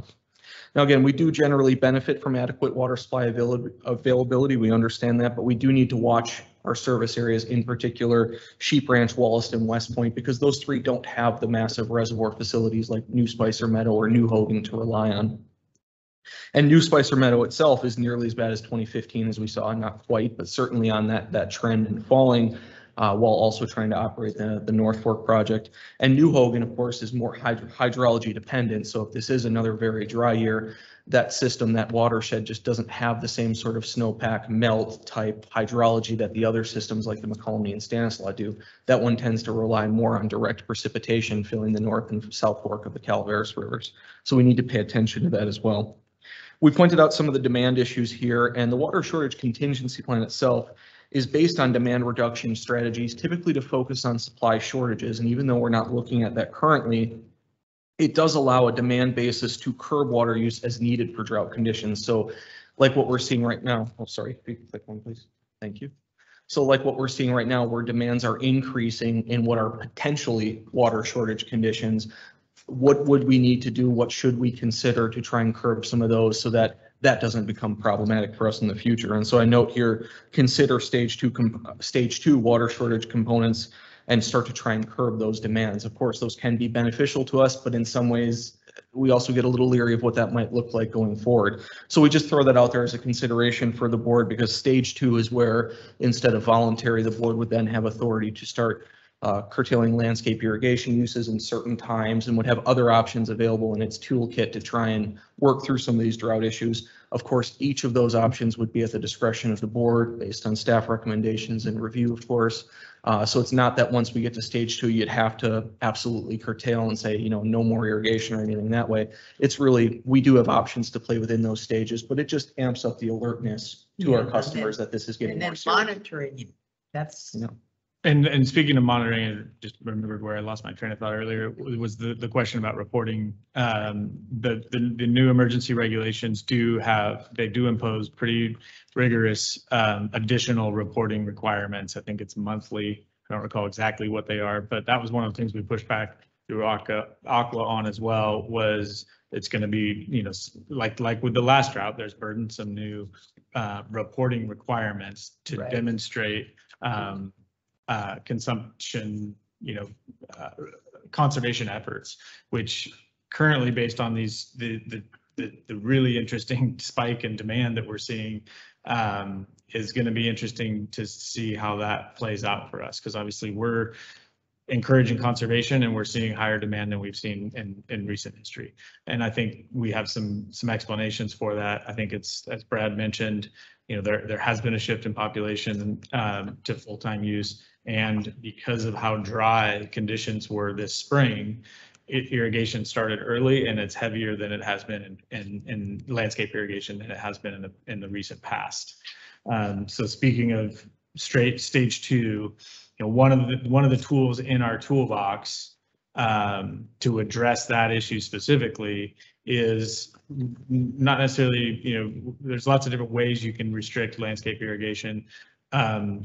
One of the tools under drought stage two is just restricting the hours. So, and it would be telling customers to irrigate their landscaping outside of the hours of 10 a.m. to 6 p.m. So you're not doing it during the hottest part of the day. You're going to lose more water than you otherwise would, and hopefully reduce the overall amount of landscape irrigation. So that's a tool that we have in the water storage contingency plan that might directly address one of the drivers of the higher demand that we're seeing, if we wanted to go into drought stage two. And it doesn't mean we have to implement any of the other restrictions that we have in drought stage two. We can just select that one, or we can be selective when it comes to the menu of options that we have in that drought stage two. But that one is one that we flagged as would directly address what we think is probably driving higher demand right now. Yeah, correct. Excuse me, can we go back to, what's the acronym, WSCP? Water Shortage Contingency Plan. Oh, okay. Yeah, that was adopted back by the board back in June. That was one of the components of the Urban Water Management Plan update. That had to do with different drought conditions and overview of what the actions and stages and what we would do as a district to try and respond to drought conditions. To Michael's point, I've just pulled up on the PowerPoint here the stage two actions, and he mentioned that we have several options, and really the way to look at this as going to stage two as a district wouldn't require us to have to enact any of these options, but would rather give you all, the board, the ability and the mandate to pull these options together and enact them if needed, to do things like Michael said, to respond to landscape irrigation uses. that have dramatically increased this year as opposed to prior years. And to do things like expand the public info campaign and pull stuff together. So stage 2 again would just give the authority at this point to really move into a little bit more critical and pull out of the voluntary options that the board has following our water shortage contingency plan. So with that, I know we've skipped the previous slide, just showed the 6 different water shortage contingency plan stages. We can go back one right here. We did implement 6 as a district. That's falling in line with the 6 stages were recommended by the Department of Water Resources, again, during the Urban Water Management Plan effort. And what you see on the middle is, again, this is largely based on supply reductions, but since we don't really deal with supply availability reductions, at least not in this current case, a way to look at that is potential demand reduction actions or things that we can do to better prepare for the fact that an acre foot of increased demand may in some ways have the same operational effect as an acre foot decrease in our supply availability, especially when curtailments and other issues are involved, and we're only being able to draw from our storage account at this point. So with that, I can answer any specific questions. I think at this point, I don't know that we're recommending anything in particular, just wanted to highlight the options available to the board and to highlight the current drought conditions. Board have any comments? Yeah, just what kind of a hammer or tool are we going to be using here to if we do go to stage 2 to if and there is people out there policing or reporting, what is our response? So again, going back to this options at hand here for stage 2 that are presented in the last slide here, just speaking to some of our prohibitions on water use for driveways or irrigation prohibitions or others, my understanding is that, and I'll confirm with operations Michael here, is that our operators, our field staff would be used in part to verify some of that. Whatever they see, they're able to report to us. I don't know how we handled that in the last drought with regards of how we policed and monitored. See how tough it can be. Yeah. Because you have multiple levels of administrative staff and operations staff and customers. Yeah. They're working kind of to police the mandate. You know, our operations staff are so busy that they're not, you know, driving around in trucks looking at people that are violating any of the rules. That's exactly the same case that we got into back in 2015. But if Karen's calling front desk every morning, my neighbor, there's a river flowing by my driveway. Yeah, what? Yeah, I mean, what is our? I'm gonna act the new policing committee and have Director Adam and chairman. We will. So essentially, we will. No, just curious. I mean, we will deputize whoever Jeff appoints to that committee. You will get a badge, and it's, you know, we have discretion over how to respond to those things. We do have, you know, a waste and unreasonable use policy that can come into play, where if, you know, we are aware of a repeat offender that ignores repeated reminders and the condition doesn't change, then we have the option to escalate up to a lockoff. It doesn't mean we're gonna be, you know, policing the neighborhood and then, you know, locking people up. Until September 10th. Right. So, I mean, I think I think obviously this is a discretionary call at this point. There's nothing in the water shortage contingency plan that is forcing the hand of the board here. I do think, you know, this is a severe drought. So even if it gave us the opportunity to remind people that, hey, you know, you can be more efficient with your water use if you just change the hours of your landscaping, or not, you know, maybe sweep your driveway this year instead of hosing it down. It gives us that option or that opportunity to sort of highlight those specific issues that we think are probably driving the increase in demand this year. And it does send a signal to the public that this is a drought we should be concerned about. And even though we do have water storage that's going to get us through this, as Brad said, as you know, the last drought was 4 or 5 years long. If that happens again with water years like this, and 2015 was the driest year during the last drought, and it came at the end of the drought. But if we have a 4 or 5 year stretch of years like this, we're gonna be in a hurt. So I think it would be appropriate to take that kind of action, even if it just allows staff to increase or target messaging more and educate public more as far as what is driving current demand. Michael, can I make a comment? There, Go ahead. Jim?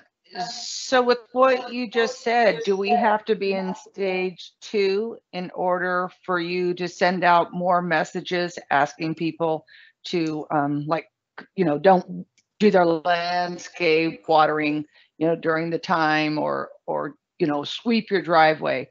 Are you saying that you have to be in stage 2 to go ahead and ask the public to do so? We don't, not for the public outreach piece. That's a component of each of the drought stages. I think, but what I meant by that is the messaging changes a little bit. If we are saying, according to drought stage 2, landscape irrigation is prohibited from 10 a.m. to 6 p.m. That's a different message than we're asking for voluntary reductions of 15%. I think it gets people's attention more, and it changes the discussion, the public dialogue a little bit. But to answer your first question, I want to be very clear. There's nothing that is, forcing the board to take this action. It's discretionary. And correct me if I'm wrong, Michael, but in stage 2, we would need to be in that stage in order to then enforce. So if we saw one person that was irrigating during that time excessive and something that's unreasonable, if we wanted to then pull an enforcement action against them under the water shortage contingency plan, we would need to be in stage 2. Right. So are you asking the board to make a decision to go into stage 2, or is this just information and we'll discuss it again when necessary? No, the board has that discretion. If the board wanted to make that decision today, you can make a motion and we can move into drought stage 2, and we can selectively implement some of the tools that are available under that drought condition. So that the way this is agendized? It is agendized as a possible action. And it is, it does require board authority to move from one drought stage to the next. It doesn't necessarily require a resolution. We want to wait for direction from the state. Yeah. So, I mean, there is going to be more information coming, but I think the state has, they've already put us on notice that the only water available for us right now is stored water. There's no natural flow, and the emergency regulations have been adopted. So I don't know that we're going to, as far as the situation that we're in, and Dave, feel free to correct me if I'm wrong here, but I don't know that when the state rolls out its curtailments next week, it doesn't necessarily change much for us. I think we have the information right now. I don't see Dave on there, but and we had already, with the notice of water unavailability, stopped our consumptive diversions off these systems. So all that we've been requested so far is to do a voluntary education of 15% reduction. Well, on the demand side, yes. On the supply side, that's all we can do. There's nothing else we can do. Well, on the supply side, we've been told that we have to stop diverting water for consumptive use. In other words, stop filling this. Water for consumptive use. Frequently, we pull that into storage or we pull that directly out. Bear Creek is a good example in the McCulney. We're doing that now. No, we stopped. No, we've stopped. So the mess, I think that the point of trying to address the demand issue right now would just be, sending a signal of the severity of the drought and putting us in, as to the extent we can, improving our carryover to be better positioned for a subsequent drought year. So the more we conserve now, the more we carry over to next year, and the better position that we're in. Yeah. Are there any other local agencies that are in a stage PUD or CPUD? Good question. I didn't do a recent tally. Every water agency has a different water shortage contingency plan, and they have different water supply situations. So any agency right now, if you're an agency that doesn't have storage and is dependent on diverting flow from surface water, those agencies would be on a minimum health and safety, 50 gallons per day per household or something Yeah, like I that. can tell you there are several in the Russian River watershed who are already pushing stage 4+. There's, What prevents us moving forward with, because what I don't like when we start talking about mandate and enforcement, we don't have the ability to enforce much. Most people, regardless of what we put out, they need to get their drought, and they have been getting their drought news from Channel 3 News. And it's primarily, and they're getting the crap scared out of them, because of, the dams a little farther north. Well, our reservoirs are not getting the same shape. Till it's full. Yeah. And Hogan is probably at its normal average. No, New Hogan's well below average. One of the earlier slides showed that New Hogan right now, sorry, I should have had this pulled up here. Average of what? I mean, I'd like to see. Well, average of long-term capacity, it's around a third of it right now. It's at 107,000. That's season today? That's as of this current date, it's around a third of where it should be on average. Third of where it is. Yeah. I thought it was higher. So it's in dire straits right now as well. Your point is well taken that there are other parts of the state that are far worse off than we are in terms of drought and water supply. I can tell you East Bay mud folks I talked to, they are in much worse shape than we are right now. And we don't mean to scare anybody with current conditions. This is looking down the road at potential that right now we can only draw from, that's all we have left is our bank account. Let's be rational about it and just do the education part. I mean, are we really ready to reduce our income and expand our costs, enforcement costs, staff time at this point? For me, I'm a no on that. I mean, I have no problem doing all the education we want. I think it's going to get lost in the network news. I mean, that's going to prevail. But I'd like to be, putting information out there. If you want to put something out there that says, hey, Hogan is at 30% of normal for this time of year, and if you want to do the education-based stuff, I think that's what our folks want. I mean, I talk to people all the time and say, yeah, I reduced my my meters already 5 minutes. I'm already watering less. And there's been just on the volunteer stuff. I'd rather see us go that route than to come up with some enforcement scheme that we're not going to follow through. We don't have a I think, yeah, and we can absolutely do that under the existing drought stage. We don't need to make a change to that. And then when the state requires us to do something more, then we'll do it. Okay, because you're talking about using water that's stored, okay? Yes. Classic example is TUD. They have no storage. Well, I have no water rights. Yeah. It's a whole different, but that's a great, I think the point is really good that even neighboring water agencies are in very different water supply circumstances. And it's really hard to compare one agency to the next, even if you're right next door to each other. It's even difficult to compare our 6 service areas we have Copper, we have Ebbets, and we have Jenny Lynn that are relying on large storage systems in Spicer Meadow and New Hogan. But our other 3 service areas don't have that sort of backup storage levels that the others do. And completely different circumstances. That's a great point. I mean, each of our service areas is almost effectively a different agency. So to come up with a message is, So it sounds to me the consensus of the board is we stay where we are as far as the drought stage goes, and maybe we continue. And I want to mention too, Jessica has done a great job of putting out regular information, the conservation fact of the week, and other outreach materials that the rest of our water agency partners in the county are able to pull from and utilize as well. So we've definitely taken on that role of the leadership position in the county as far as that that effort goes, and Jessica's been in the lead on that. So we can continue going down that road, and maybe I think the suggestion of highlighting and more specific conditions that we're seeing is a great one. So use your town hall Thursday night. Yep, absolutely. Sorry, Director Thomas, I had a question. Do I have time? Okay. Sure. Okay, 2 things.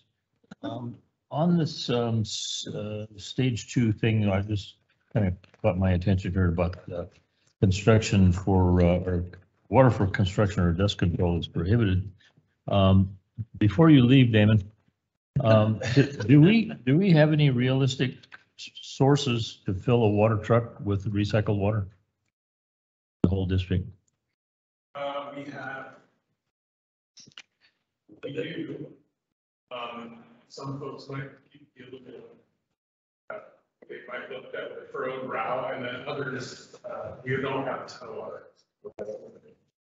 Well, the reason I'm asking the question is that I'm assuming that we're looking at the potential for being in cross purposes with the Air Resources Board, because they've got strict rules on dust promulgation of dust. You have to control the dust on a site.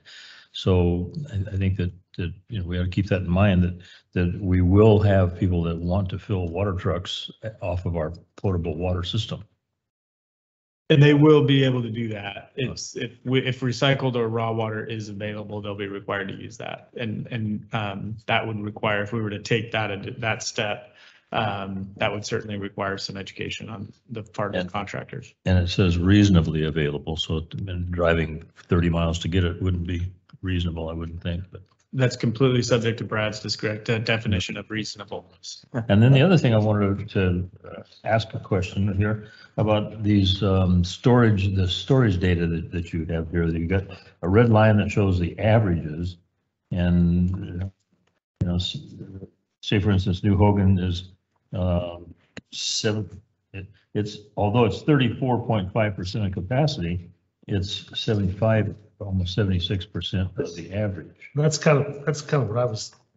I'm sorry, which turd? Oh, on the data packet. Sorry, I don't have that in front of me.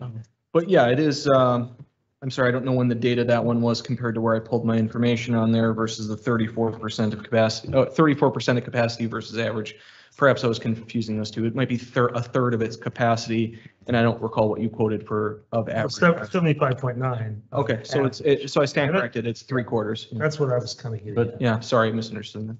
But the other observation I want to make is determining that average line. You've got years within that 5-year period that you're going to be above average and then low average or below average. So that just having that red line across there to say, oh my God, we're at 61% for Lake Comanche, or 61% of the average. But it's these figures are very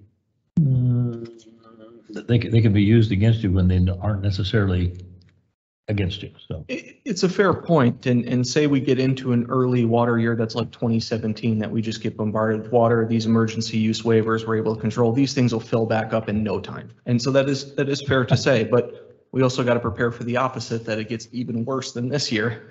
That's the problem with looking forward, I guess. If I had a crystal ball, I'd be in a different profession. When Maloney's the dam was put in there was a drought period, and they thought it was going to take years for this thing to fill up, and it filled up in 3 months. And they even put sandbags in the spillway to keep it from going out. But anyway, it's just potentially serious. But as long as I'm using a water truck and I'm pumping it out of my well, so there's nobody's going to come. Don't say anything else.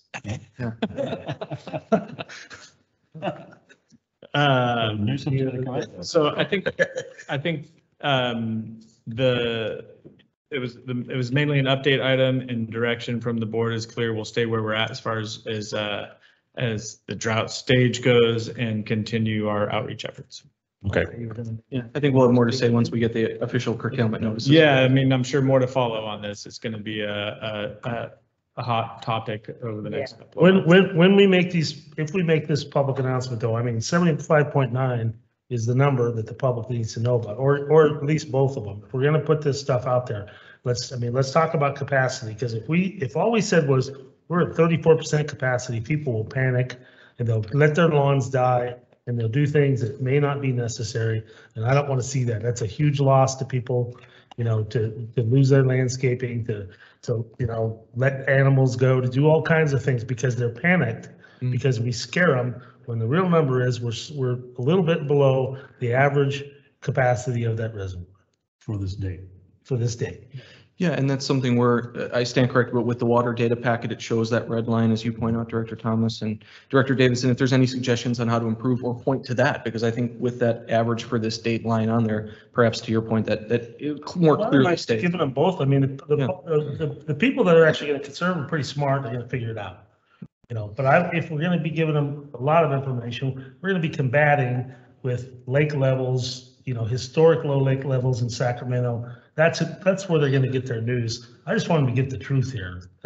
And then they'll do the right thing. 105, 100.5. No, well, here you guys conserve. All right, anything else from Brad? Thank you. Okay, Thank good you. job. Thank you, Directors. Hey, welcome back, Brad. We missed you. Oh, thank you. Yeah, good to be back. Public comment? Okay. Yeah, you have public comment. Public comment. Oh, I'll say, go ahead. I'm sorry. Public comment on this item? Yes, good afternoon. Ralph Copeland, Copperopolis. Thank you, Brad. I really appreciate the work you and Michael have put into this information regarding the drought. I'm a little frustrated with the board and their poo-pooing of many items, but I guess we'll work through that like we do the drought.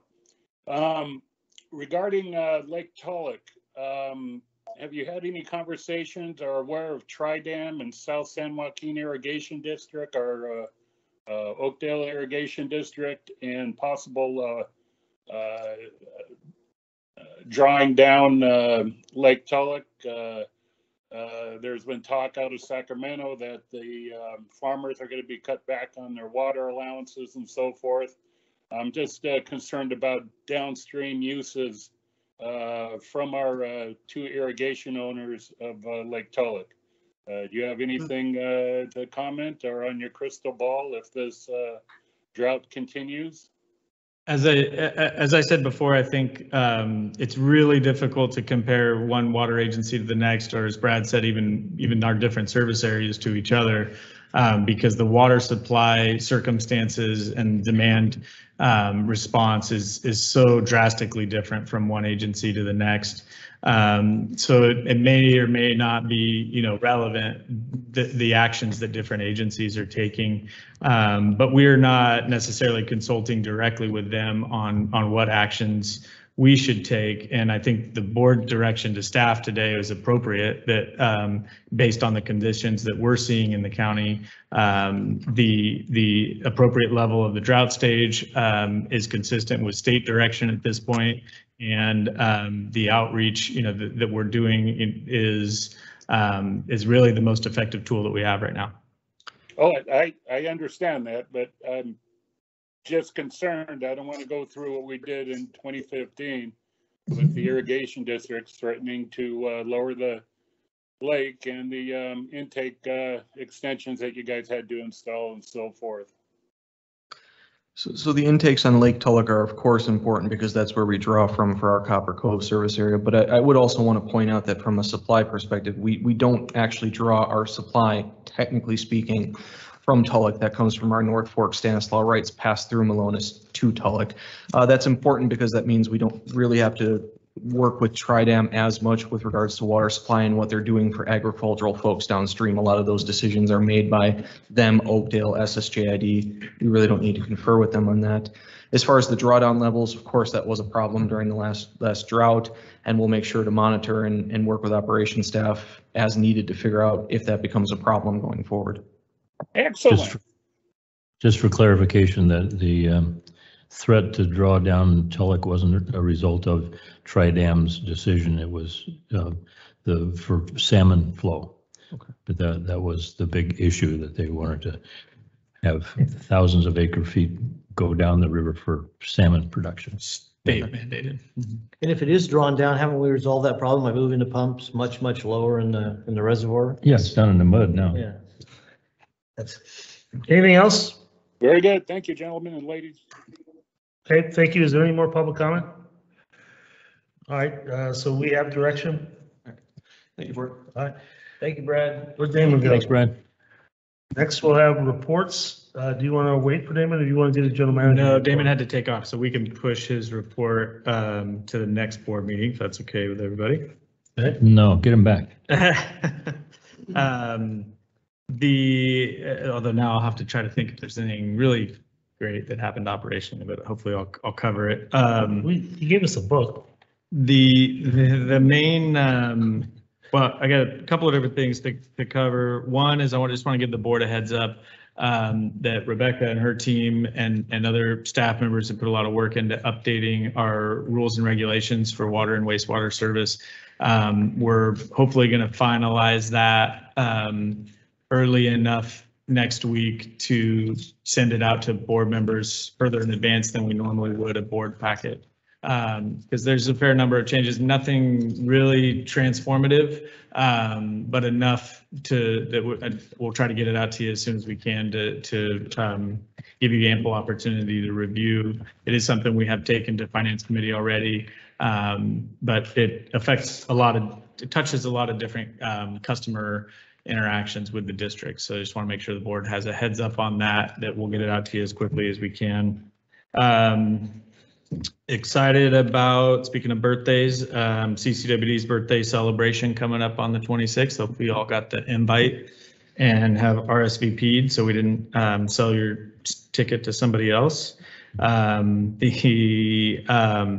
then we also have a town hall, as Director Underhill mentioned already, a town hall meeting coming up for the Ebbets Pass service area on Thursday. 6 o'clock. Tomorrow, 6 o'clock at White Pines Park that we are looking forward to. And we're taking signups for the CCWD softball team. So get your arms in shape and get your batting practice in. The White Pines softball tournament, August 27th, 28th. CCWD is going to bring home the trophy. Under Coach Jessica's reign. Saturday, Sunday, so 28, 29. Yeah. You can be there the 27th. Get the field ready. 28. Yeah, 28, 29. Sorry. I'll be there on the 27th. Just warming up, training. Chocolate field. Yeah, exactly. Field chalk. I don't often announce every time we have a new hire, but this one is a unique position within the district. So just reporting that our new IT system administrator will start Monday. And there's who changed or reconfigured the camera? The camera? I did. You did? Yes, Becca has been filling in on that role substantially in the interim. So It used to be there, now it's there. this whole setup, yes, thank you to Becca. As well as preparing us for the town hall meeting, which, as Director Thomas knows, is a pretty significant IT undertaking to physically be there in person and stream at the same time. We'll be able to do that again tomorrow, even without an IT administrator because of Becca's assistance. Do you feel confident that we can have more than 2 directors, not necessarily there on the phone, as long as, without a violation of the Brown Act? Where? Town hall. Town hall? The town hall you're talking about, yeah. The town hall is definitely going to be a discussion of CCWD items. Yeah, So you have to agendize it and. I think for town hall meeting, 2 would be preferable. Okay. Well, I was going to invite everybody to come. Forget it. No. Yeah. We've been uninvited.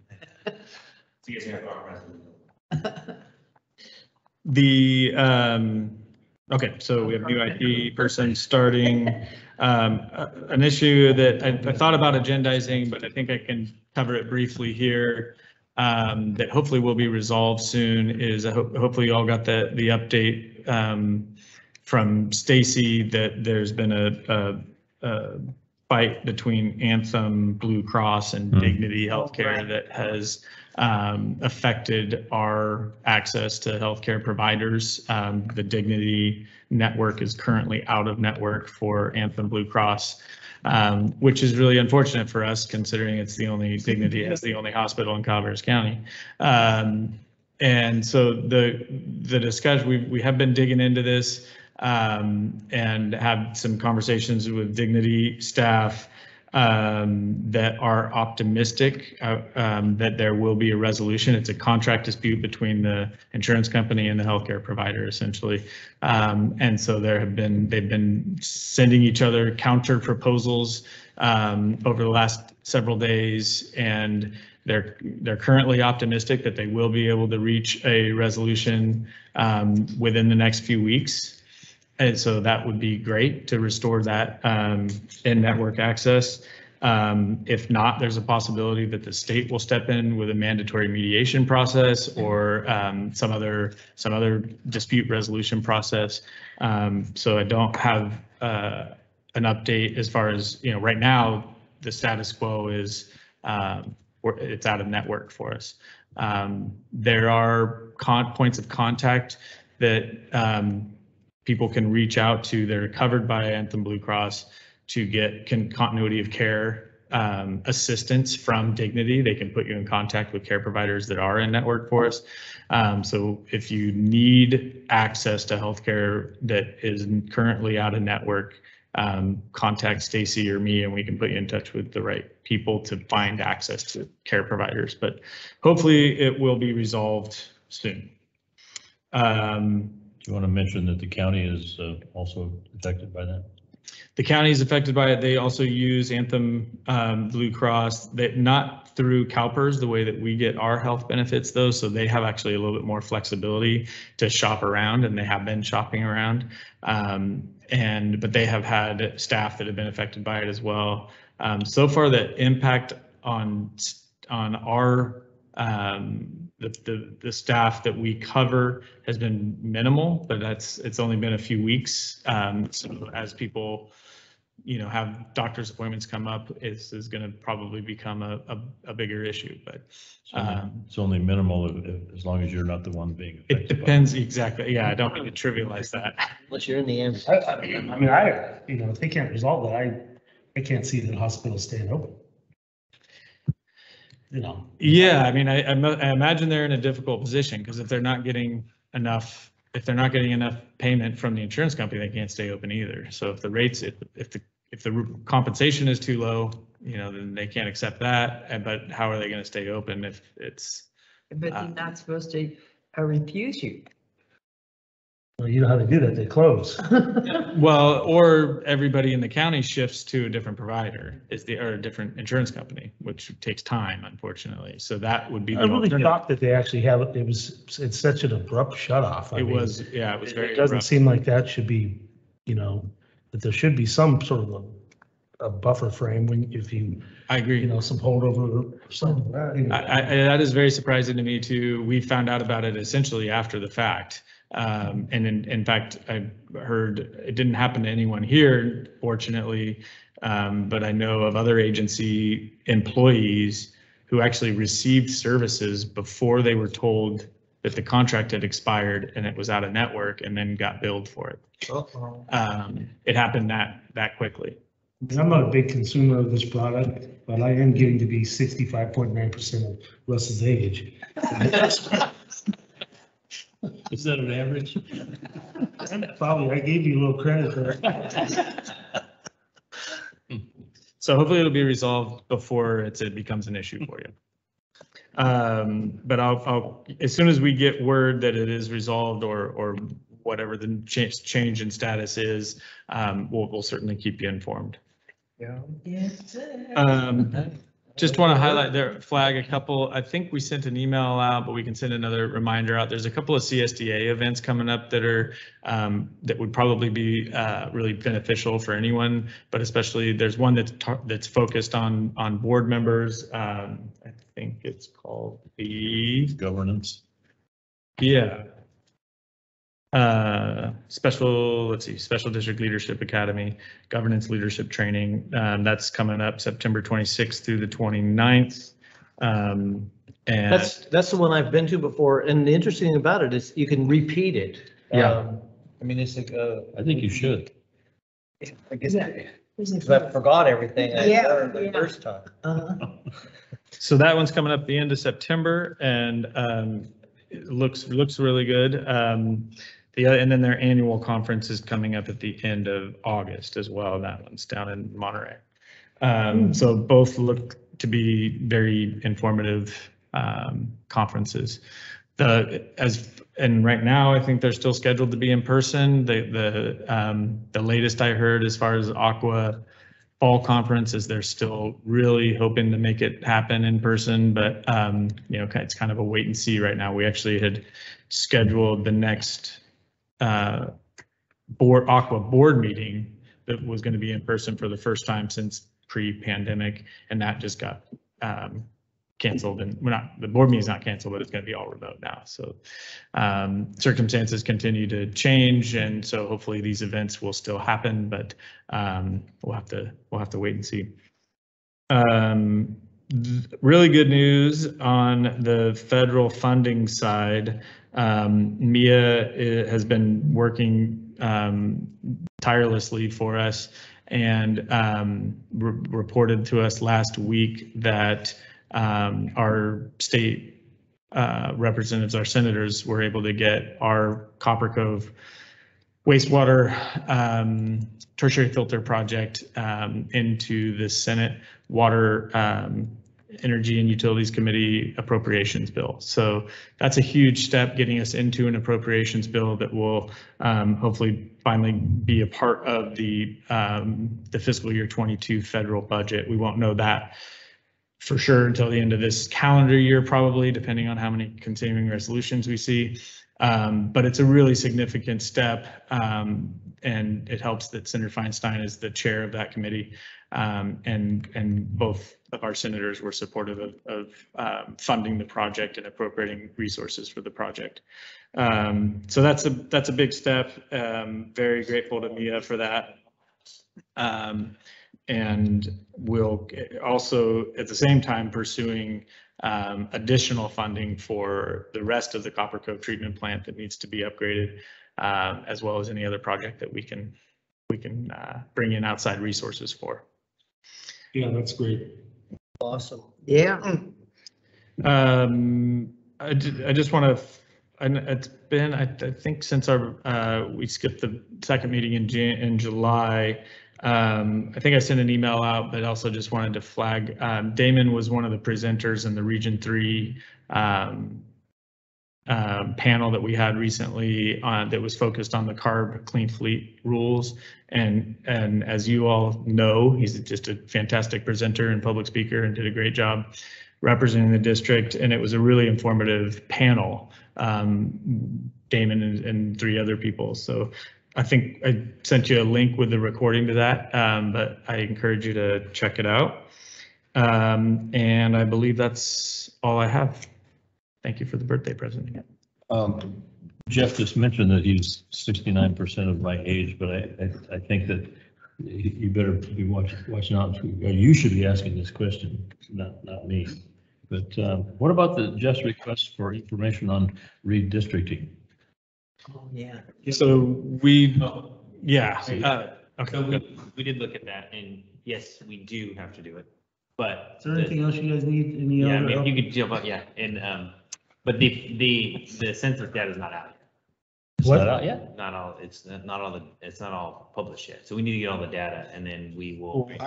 From what I understood, that the Calaveras County's already got a committee formed and they're working on it. So, or maybe that was Amarillo County. But one of our adjacent counties has formed a committee and is currently working on it. And I've been hearing other agencies are doing working forward as well. So yeah, so we'll need once you get the data, then we're supposed to, try to, we don't know how the districts line up until we see the data. And once we get the data.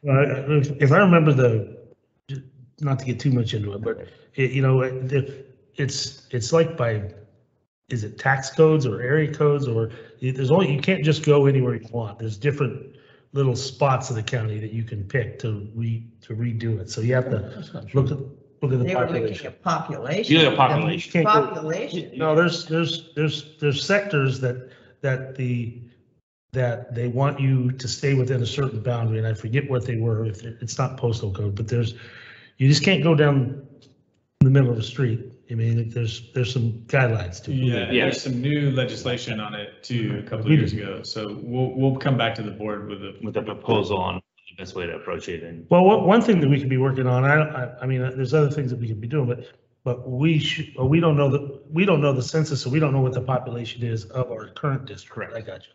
Yeah, that's the information you need before you can move forward, but we'll bring something back probably once we Let's get make that sure and keep that circle around Douglas Flat down. we're gonna try to put at least 2 of you in the same district just to see how it works out. Slug it out. Perfect. All right, anything else? With the GIS folks at the county have the ability to just draw a polygon on a map and they can see at a glance of what the population is. So Only with the new census data. right, yeah, of course, yeah. Okay, well, we want to continually have updates on that. Okay, future agenda items, board reports, Director Underhill? Okay, it's a go. Well, this was mentioned a couple of weeks ago, but on Saturday, they'll have the meeting for the Blagan Road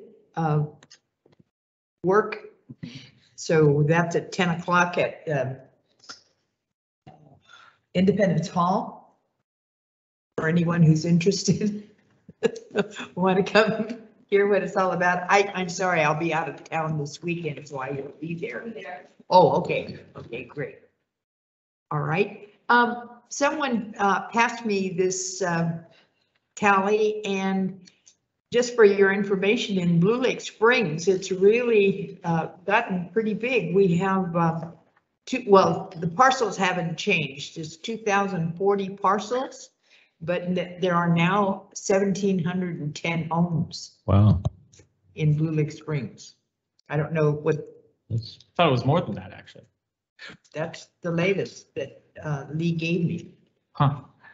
Up in Ebbets Pass, and I'm sure you know about this, Jessica, they now have an evacuated sign that you can go to the fire station and get, so that when you're evacuated, you post that on your, tree or on your if you left. on your So they door. know you left. They won't know that the fire department or the sheriffs will know you're gone. So I'll have to go get it evacuated. Fine. What does that mean for the looters?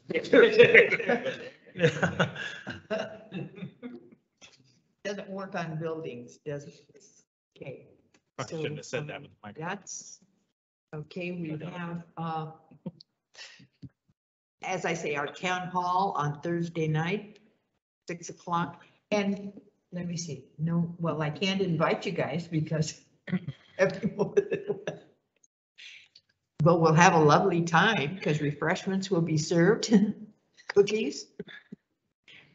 It's gonna be the best town hall ever. I'm looking at a crowd of more than 35 people. That's a crowd. Popular place. Yes, okay, that's all. Director Adams? Okay, last week we had our first round of interviews for Mountain County's executive director. I think we got 3 out of the 3 that we interviewed. 2 of them are coming back for the top 2 choices. And we're gonna be talking to them again on August 27th at our next Mountain Counties meeting, which will also be in Placer County Water Agency. I'm giving a talk on water availability, the drought tomorrow morning at Rotary, West Calaveras Rotary and down in Valley Springs. And I have signed up for that, Michael mentioned the CSDA annual conference in Monterey. Going to be attending that at the end of the month. Director Thomas? So does that mean that he's moving into your district? Is that? He can have it? Yeah. I have nothing to report. Director Sakana, do you have anything to report? Any agenda items? I'll be attending the Aqua Zooming Through California virtual event next Thursday, the 19th. We have our IRWM meeting next Wednesday, which is the 18th. That we'll have the WAC and the JPA meeting. That's it. Is that it? Yes. Okay, I have nothing really to report. Scott, you had something? Yeah, our camera meeting is next week as well. And I wanted to thank Jessica for her help with putting together materials for tomorrow's talk. It's gonna, and Brad, your talk today, it gives me a lot more information as well to speak about. And I will remember it's 65.9. 75.9 and not 30%. Thank you. Make 35%. I won't use that. Perfect. Okay. Good for you. Okay, next board meeting is August 25th, 2021, 1 p.m. We're going to adjourn into closed session for 9A conference with legal counsel, anticipated litigation. Is there any public comment on our closed session? Seeing none, we will adjourn and reconvene in the closed session. Here.